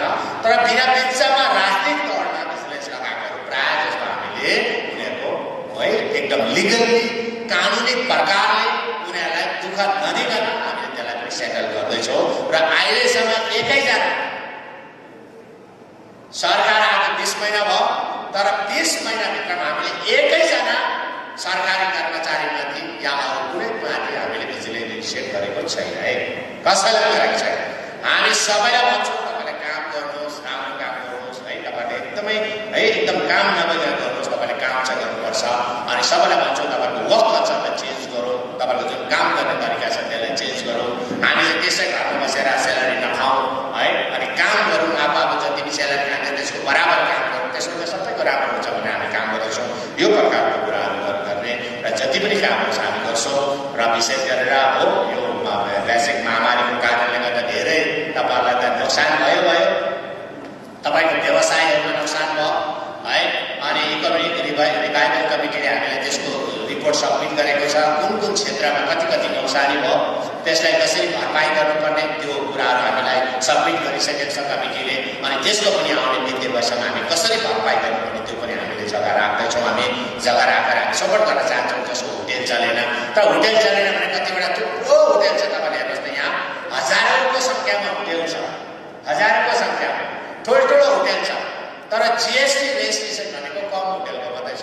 सुन्नुहोस् है, होटेल छ तर जिएसटी रेजिस्ट्रेसन गरेकै छैन। अनि जसले जिएसटी रेजिस्ट्रेसन गरेको छैन भनेदेखि अब सरकारले उसलाई कसरी चाहिँ इन्सेन्टिभ दिने त, कसरी उसको नोक्सानीलाई भरपाई गर्ने? उसले तिरेको छ भने पो हामीले है उसले त तिरेको छैन, हाम्रो ग्राहक हो, उसलाई त हामी गर्नुपर्छ भन्ने। तर ज्यादा जस्तो होटेल चाहिँ अहिलेसम्म जिएसटी रेजिस्ट्रेसन भएको छैन। उहाँले भन्नुभयो उहाँले ट्याक्स तिरेको छैन भने चाहिँ हामीले कसरी उनीहरूलाई पावरमा सब्सिडी दिने या सब लोन दिने, यो काम चाहिँ कसरी गर्ने भन्ने है हामी सोचिरहेको छौँ। त्यसले गर्दा म के भन्छु भन्दाखेरि सरकारको तर्फबाट गर्ने काम हामी गर्छौँ, अनि तपाईँहरूकोबाट पनि गर्ने काम तपाईँले गर्नु, तिर्नुपर्ने काम कति छ र कम्ती। अरू राज्यमा भन्दाखेरि ट्याक्स बहुतै कम्ती छ, यहाँ सिक्किममा कति पनि छैन। हामी प्रायः जस्तो ट्याक्सहरू त हामी हटाउँदै पनि छौँ हामी। त्यसले गर्दाखेरि तपाईँले गर्नुहोस्, गान्तोक है यस्तो सहर यस्तो बजार हो हाम्रो, जहाँनिर हामीले कुनै प्रकारको ठुलो काम गर्न सक्दैनौँ। अनि सबैभन्दा यहाँको समस्या भनेको ट्राफिक समस्या हो। ट्राफिकको समस्याले गर्दाखेरि गान्तोकले धेरै समस्या भोग्नुपर्छ। सरकारी कर्मचारीहरू पनि सही समयमा अफिस पुग्न सक्दैन, पक्का हो। त्यसले गर्दा हामीले अल्टरनेटिभको रूपमा अब केही महिनामा नै तपाईँको जुन चाहिँ बाइपास छ रानीपुलदेखि यता त्यो रेखोला भएर एउटा बाइपास छ तपाईँको यो राङ्का भएर आउने, त्यो बाइपास बनिसकेपछि अब पुल बनिँदैछ। पुल बनिसकेपछि जति पनि पश्चिम र दक्षिणबाट आउने, सिलगढीबाट आउने गाडी सबै यता आएर यहाँ डिस्ट्रिक्टको कोर्टमा भएर उहाँहरू आउन सक्छ। त्यहाँदेखि यताबाट फेरि जाँदाखेरि चाहिँ यो सियारीको बाटो बनिँदैछ। अनि पहिला पातलो तपाईँको कार्पेटिङ थियो, यो तपाईँको कति 20 mm कि 22 mm को कार्पेटिङ थियो होला। अनि हाम्रो माननीय विधायक श्री जीटी ढुङ्गेल साहबकै सजेसन हो, यति पातलाले त हुँदैन, एउटा ठुलो गाडी कुदेपछि त भत्किहाल्छ, यसलाई चाहिँ 70 mm को गर्नुपर्छ भने हामीले फेरि 70 mm को कार्पेटिङ गर्ने तपाईँको आर्थिक सेङ्सन गरेर हामीले फन्ड पनि सेङ्सन गरेर अहिले यो सियारीको रोड अनि यो बाइपासको रोड पनि तपाईँको कार्पेटिङ हुँदैछ। जब हामी यो गरेपछि चाहिँ हामी जति पनि जाने गाडीहरू छ, फर्किने गाडीहरू साउथ वेस्ट सिलगढीको चाहिँ तपाईँको जम्मै यो सियारीको बाटो रानीपुल पुग्ने अनि आउने चाहिँ तपाईँ उताबाट हुँदाखेरि अलिकति हामी तपाईँहरूले रिल्याक्सेसन पाउँछ होला, केही सास फेर्न सक्छ होला। अनि सँगसँगै हामीले एउटा रोपे प्रोजेक्टको हामीले गरेका छौँ। यो प्रायः हुन आँटेको छ। रानीपुलदेखि तपाईँको गान्तोकको वरिपरि तपाईँको जम्मै रोपेबाट चाहिँ तपाईँहरूले है तपाईँको ट्राभल गर्नु सक्ने, तपाईँले यात्रा गर्न सक्ने, अनि सरकारी कर्मचारीहरू गाडी नल्याउँदा टक्क ठाउँमा हाम्रो स्टेसन बनाएर तपाईँको एउटा मणिपालको छेउमा छ एउटा स्टेसन, थुप्रो स्टेसन बनाएर यो पनि शहरी विकास विभागकै तर्फबाट यो प्रोजेक्ट पनि हुँदैछ र यसरी हामी कसरी सुविधा दिन सक्छ हाम्रो सहर बजारको आम जनतालाई भनेर हामी त्यो कामहरू पनि गर्दैछौँ। अनि तपाईँहरूको पनि केही सजेसन त्यस्तो छ, होइन गान्तोकमा यस्तो गर्नुपर्छ, दार्जिलिङमा यसो गऱ्यो भने जनतालाई फाइदा छ भन्ने कुनै पनि उपाय छ भनेदेखि तपाईँले त्यो उपाय चाहिँ तपाईँले हामीलाई बताइदिनुहोस्। हामी त्यो उपायलाई हामी सरकारमा ल्याएर हामी अमल पनि गर्छौँ र यो कामहरू गर्छौँ र यतिहरू है तपाईँलाई म भन्नुभने र तपाईँसँग आज भेट भयो र राजनीतिक कुरा गर्नु छैन किनभने यो डिपार्टमेन्टल प्रोग्राम हो है, अर्बन डेभलपमेन्ट डिपार्टमेन्ट अनि शिवग्राम सेवा समितिको तत्त्वावधानमा सम्पन्न भएको यो कार्यक्रममा है तपाईँको म कुनै पनि राजनीतिक कुरा गर्न चाहन्न किनभने राजनीतिक कुरा गर्ने अब 4 तारिक छ, किनभने 4 तारिक हाम्रो स्थापना दिवस हो। 4 फेब्रुअरी त्यति बेला कुरा गरौँला, राजनीतिक कुरा पोलिटिकल भाषण त्यति बेला गरौँला, तर अरू बेला भाषण जतासुकै पायो पोलिटिकल भाषण अरूलाई गाली गर्नु मिल्दैन, ठाउँ हुन्छ है। फुटबल खेल्ने ग्राउन्डमा फुटबल खेल्नु पऱ्यो, क्रिकेट खेल्ने पिचमा क्रिकेट खेल्नु पऱ्यो, ब्याडमिन्टन खेल्ने कोर्टमा ब्याडमिन्टन खेल्नु पऱ्यो। त्यही भएर हामीले चाहिँ त्यो लामो 3 घन्टाको भाषण नगरेर हामी है कुरा तपाईँसँग राखेँ अनि जति पनि काम भइरहेको कुराहरू राखेँ र तपाईँहरूको जति पनि थाँतीमा भएको कामहरू है, तपाईँहरूको माननीय विधायक महोदय एक्टिभ हुनुहुन्छ, उहाँ सक्रिय हुनुहुन्छ, तपाईँहरूको प्रत्येकको घरमा पुग्नु भएको छ, उहाँले सरकार समक्ष चढाइसकेको छ र कोभिड-19को कारणले केही ढिलाइ भयो र सबै कामहरू सरकारको पक्षबाट सबै कामहरू हुन्छ र तपाईँहरूको जुन एकता छ, तपाईँहरूको जुन युनिटी छ, यो एकता तपाईँहरूको सधैँभरि कायम रहोस्। अनि जसरी शिवग्राम सेवा समितिले उधारिने काम गरेको छ, उहाँले आफै फन्ड कलेक्सन गरेर 25 लाखभन्दा ज्यादा तिरेर यो भवनको लागि जमिन दिएको छ भनेदेखि यस्तो उधारिने काम चाहिँ अरू समितिले पनि भविष्यमा गरोस् भन्ने मलाई लाग्छ र यसरी एउटाले गरेको अर्को चाहिँ आइहाल्छ। हाम्रो सिक्किमको त्यस्तै छ हाम्रो बानी, किनभने एउटाले बस्तीमा होस् या बजारमा एउटा रङ दोकान खोलेर चल्यो भने अर्कोले रङ दोकान खोलिहाल्छ, ट्याक्कै ठाउँमा खोलिहाल्छ। अनि एउटाले ट्याक्सी चलायो, पिजु किनेर चलायो भने एकदम राम्रो, अर्कोले पिजु ल्याइहाल्छ, अर्को व्यवसायमा जान्छ। त्यसले गर्दाखेरि हिजो एउटा उदाहरण दिन चाहन्छु, एउटा उदाहरण यो भयो शिवग्राम सेवा समितिको उदाहरण भयो। अब अरूले पनि त्यस्तो जमिनहरू या कुनै पनि सोसल काममा आउन सक्छ।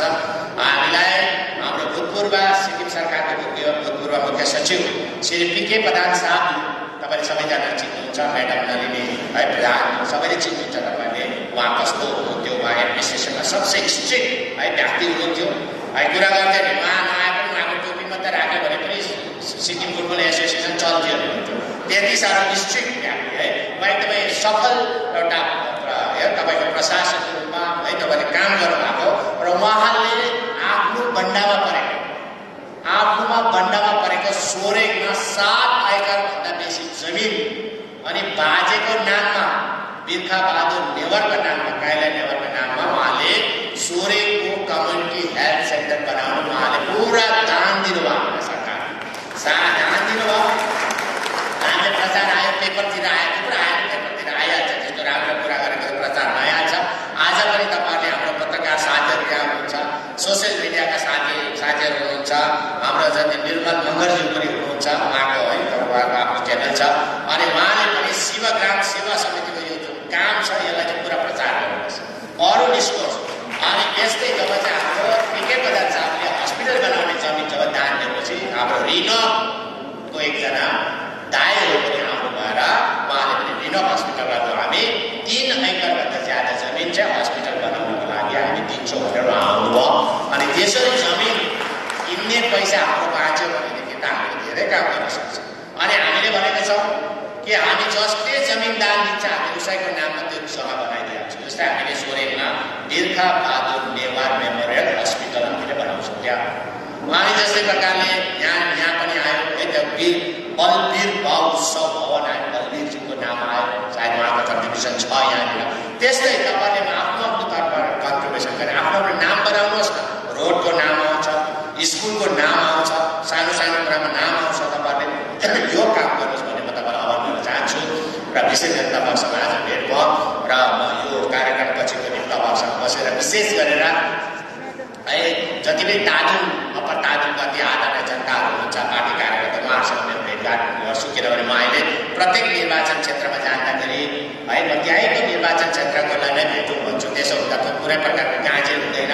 तर कहीँ ठाउँ चाहिँ के हुन्छ भने अर्को जग्गामा आउने, त्यसो हुँदाखेरि त्यही जग्गामा जाँदा त्यही जग्गामा भेट्नु पाए राम्रो हुन्छ होला भनेर आज चाहिँ मैले विशेष हुनु त अरू निर्वाचन क्षेत्रको तपाईँहरू हुनुहुन्छ है, मैले नभेट तिमीले भेट्नु पाउँदैन भनेको त होइन, तर प्राथमिकता चाहिँ आज तपाईँहरूले अप्पर तादुङको लागि भन्नुभयो भने अर्को पालि ग्याङ्टकमा आउँदा म ग्याङ्टकलाई भेटिहाल्छु है, अर्को पालि फेरि आरिथाङमा आउँदा आरिथाङमा भेटिहाल्छु। अस्ति म यङसुङमा गएँ, यङसुङमा जान म तपाईँ गेजिङ बर्मेकोलाई भेट्नु परेको, तर सबैभन्दा ज्यादा मैले रिन्चेकोलाई भेट्नु पऱ्यो, त्यसो त 11-12 बजिहाल्छ। त्यही भएर अब प्रत्येक निर्वाचन क्षेत्र यस्तै कार्यक्रमहरू लिएर जाँदैछु। कार्यक्रमपछि म मान्छे भेट्छु र कार्यक्रमपछि पनि तपाईँहरूसँग म भेटघाट गर्छु, तपाईँहरूको केही सुझावहरू लिन्छु, तपाईँहरूको कामहरू छ भनेदेखि म गर्छु। किनभने प्रायः जस्तो त तपाईँहरूको निर्वाचन क्षेत्रको कामका माननीय विधायक महोदयले है जहिले पनि मलाई भेट्न आउँदाखेरि उहाँले जहिले पनि कामहरू लिएर आउनुहुन्छ, पुरा काम गर्नुहुन्छ। त्यसले गर्दा मलाई लाग्छ त्यस्तो अप्पर तादुङको है हाम्रो आम जनताको त्यस्तो केही पनि छैन होला, र पनि केही छ भने भेटौँला र तपाईँहरूसँग 5 बजीसम्म है 5 बजीसम्म म भेटेर तपाईँहरूलाई म जान्छु। किनभने फेरि मेरो 5 बजीको त फेरि अरू कार्यक्रम छ र विशेष गरेर अब 4 तारिक सिक्किम क्रान्तिकारी मोर्चा पार्टीको स्थापना दिवस हो यसपालि, र यसपालि हामीले भव्य रूपमा है एउटा एकै जग्गामा हामीले एउटा ग्रान्ड ब्यानरमा हामीले मनाउन सकेनौँ। किनभने यो कोभिड-19 को जुन एसओपीलाई हामीले फलो गर्नु पर्दाखेरि हामीले प्रत्येक निर्वाचन क्षेत्र वाइज हामीले समष्टि स्तरीय रूपमा मनाउने गऱ्यौँ र तादुङमा पनि सम्पन्न हुँदैछ र कलेज ग्राउन्डमा है तपाईँको मनाउने तपाईँले निधो गर्नुभएको छ। यसको लागि तपाईँलाई धेरै धेरै शुभकामना म दिन चाहन्छु। अनि त्यस दिनको मुख्य अतिथिको रूपमा तपाईँहरूकै निर्वाचन क्षेत्रको है यो पार्टीले अर्गनाइज गर्नु पऱ्यो, अनि पार्टीको है तपाईँको हाम्रो सिएलसी कमिटीले अर्गनाइज गर्नु पऱ्यो, पिएलसी कमिटीले अर्गनाइज गर्नु पऱ्यो, वार्ड कमिटीले अर्गनाइज गर्नु पऱ्यो, अनि त्यस दिनको मुख्य अतिथि चाहिँ तपाईँहरूकै माननीय विधायक जिम्मै हुनेछ। यसरी हामीले पठाएको छौँ। प्रत्येक निर्वाचन क्षेत्र विधायकहरू चाहिँ तपाईँको त्यसै निर्वाचन क्षेत्रको मुख्य अतिथि भएर आउनेछ। त्यसको लागि तपाईँ तयारी बस्नुहोस्। अनि जुन निर्वाचन क्षेत्रमा हामीले नभएकोले गर्दाखेरि हामीले अरू हाम्रो एडभाइजरहरूमा हामीले पठाएको छौँ, विभिन्न ठाउँमा पठाएको छौँ। र म पनि मैले सोचेको थिएँ होइन म त ग्याङ्टक बस्छु होला, ग्याङ्टकमा पनि घुम्छु अनि बुटुकमा जान्छु, त्यसपछि तादुङमा ठाउँ ठाउँमा म आधी घन्टा टाइम दिनु पऱ्यो भनेर सोचेको थिएँ। तर हिजो मात्रै मेरै आफ्नै निर्वाचन क्षेत्रको कामबाट एउटा डेलिगेसन आएर होइन हामी तपाईँलाई कुनै दुःख दिँदैनौँ, हामी केही पनि गर्दैनौँ, हामी तपाईँलाई एकै पैसा पनि लिँदैनौँ, यो चाहिँ पार्टीको स्थापना दिवस हो, पार्टीले यत्रो गरेको छ, यत्रो सहुलियत बाँडेको छ, बिमारीले सहयोग पाएको छ, विभिन्न कामहरू हुँदैछ र हामी नै कन्ट्रिब्युसन गरेर है हामी सबै गर्छौँ, जम्मै बन्दोबस्त मिलाउँछौँ। तपाईँ आउनै पर्छ, तपाईँ विधायकहरूमा आउनुपर्छ भन्दाखेरि फेरि मैले हिजो नै उहाँलाई वचन दिएको छु। त्यसले गर्दाखेरि म आउन सक्दिनँ र म आफ्नै निर्वाचन क्षेत्रमा बहुलो काम गर्न आसाम मनाउँदैछ जान्छु र तपाईँहरूलाई 4 फेब्रुअरीको पनि तपाईँहरूलाई धेरै धेरै शुभकामना बधाई दिन चाहन्छु। हामी मिलेर काम गरौँ सबैजना, र हामी सबैलाई भन्दैछ आउनु, सिक्किम एउटा सानो जग्गा हो। ग्याङ्टकमा भेटेको मान्छे नाम्चीमा भेटिन्छ, सोरेङमा भेटेको मान्छे मङ्गानमा भेटिन्छ। सानो जग्गा छ भने हामीले सिक्किमलाई मिलेर बनाउनु केही समय पनि लाग्दैन। विचार मिलाऊ, हृदय मिलाऊ, सबै मिलाऊ। र म त भनेको छुइनँ पार्टी जोइन गरिहाल्नु भनेको छु, मिलेर काम गर्नु। तपाईँहरू सजेसन दिनुहोस्। हामी कुनै प्रकारको त्यस्तो दुश्मनीको रूपमा हामीले लिएको पनि छैन, कसैलाई दुश्मनी गरेको पनि छैन, कसैलाई हामीले के अरे तपाईँको चिमोट्ने काम पनि गरेको छैन, हामी गर्दैनौँ पनि। अनि त्यसै गरेर सबै तपाईँहरू हेर्नुहोस् न, आज सबै यहाँ हुनुहुन्छ है, सबै जम्मै पार्टी पनि छ, सबै सिक्किम क्रान्तिकारी मोर्चा पार्टीको पनि छ, एसडिएफको पनि छ, सबैको छ, केही छैन। यो एउटा अवसर सबै मिलेर अब जब चुनाव सकेपछि सक्यो, अनि चुनाव सकेपछि तादुङ निर्वाचन क्षेत्रको विकास गर्ने काम खालि रुलिङ गभर्मेन्टको मात्रै, यो चाहिँ अपोजिसनको हो, सबैजनाको। त्यसले गर्दा सबै मिलेर गरौँ। अनि फेरि 24 आउँछ, 24 बादमा देखा जाँदा फेरि आफ्नो आफ्नो ठाउँमा जाँदा भइगयो। तर जब सरकार बनेपछि चाहिँ सबै मिलेर काम गर्नु पऱ्यो। र हाम्रो समक्षमा हाम्रो उदय लामाज्यू पनि आउनुभयो, उहाँलाई पनि म विशेष गरेर म स्वागत जनाउन पनि चाहन्छु है।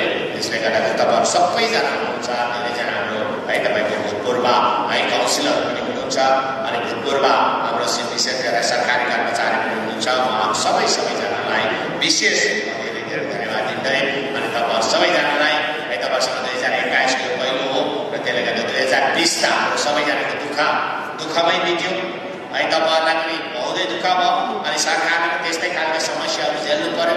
तर 2021 यो नयाँ साल भने सबैको लागि राम्रो होस्, सबैको लागि राम्रो होस्। यो वर्ष हामी सिक्किमको लागि सबैभन्दा ज्यादा राम्रो होस् भन्ने कुरा राख्दै तपाईँ सबैजनालाई नयाँ साल 2021 को धेरै धेरै शुभकामना दिँदै तपाईँहरूको समक्षबाट म बिदा लिन चाहन्छु। धन्यवाद। जय हिन्द, जय श्री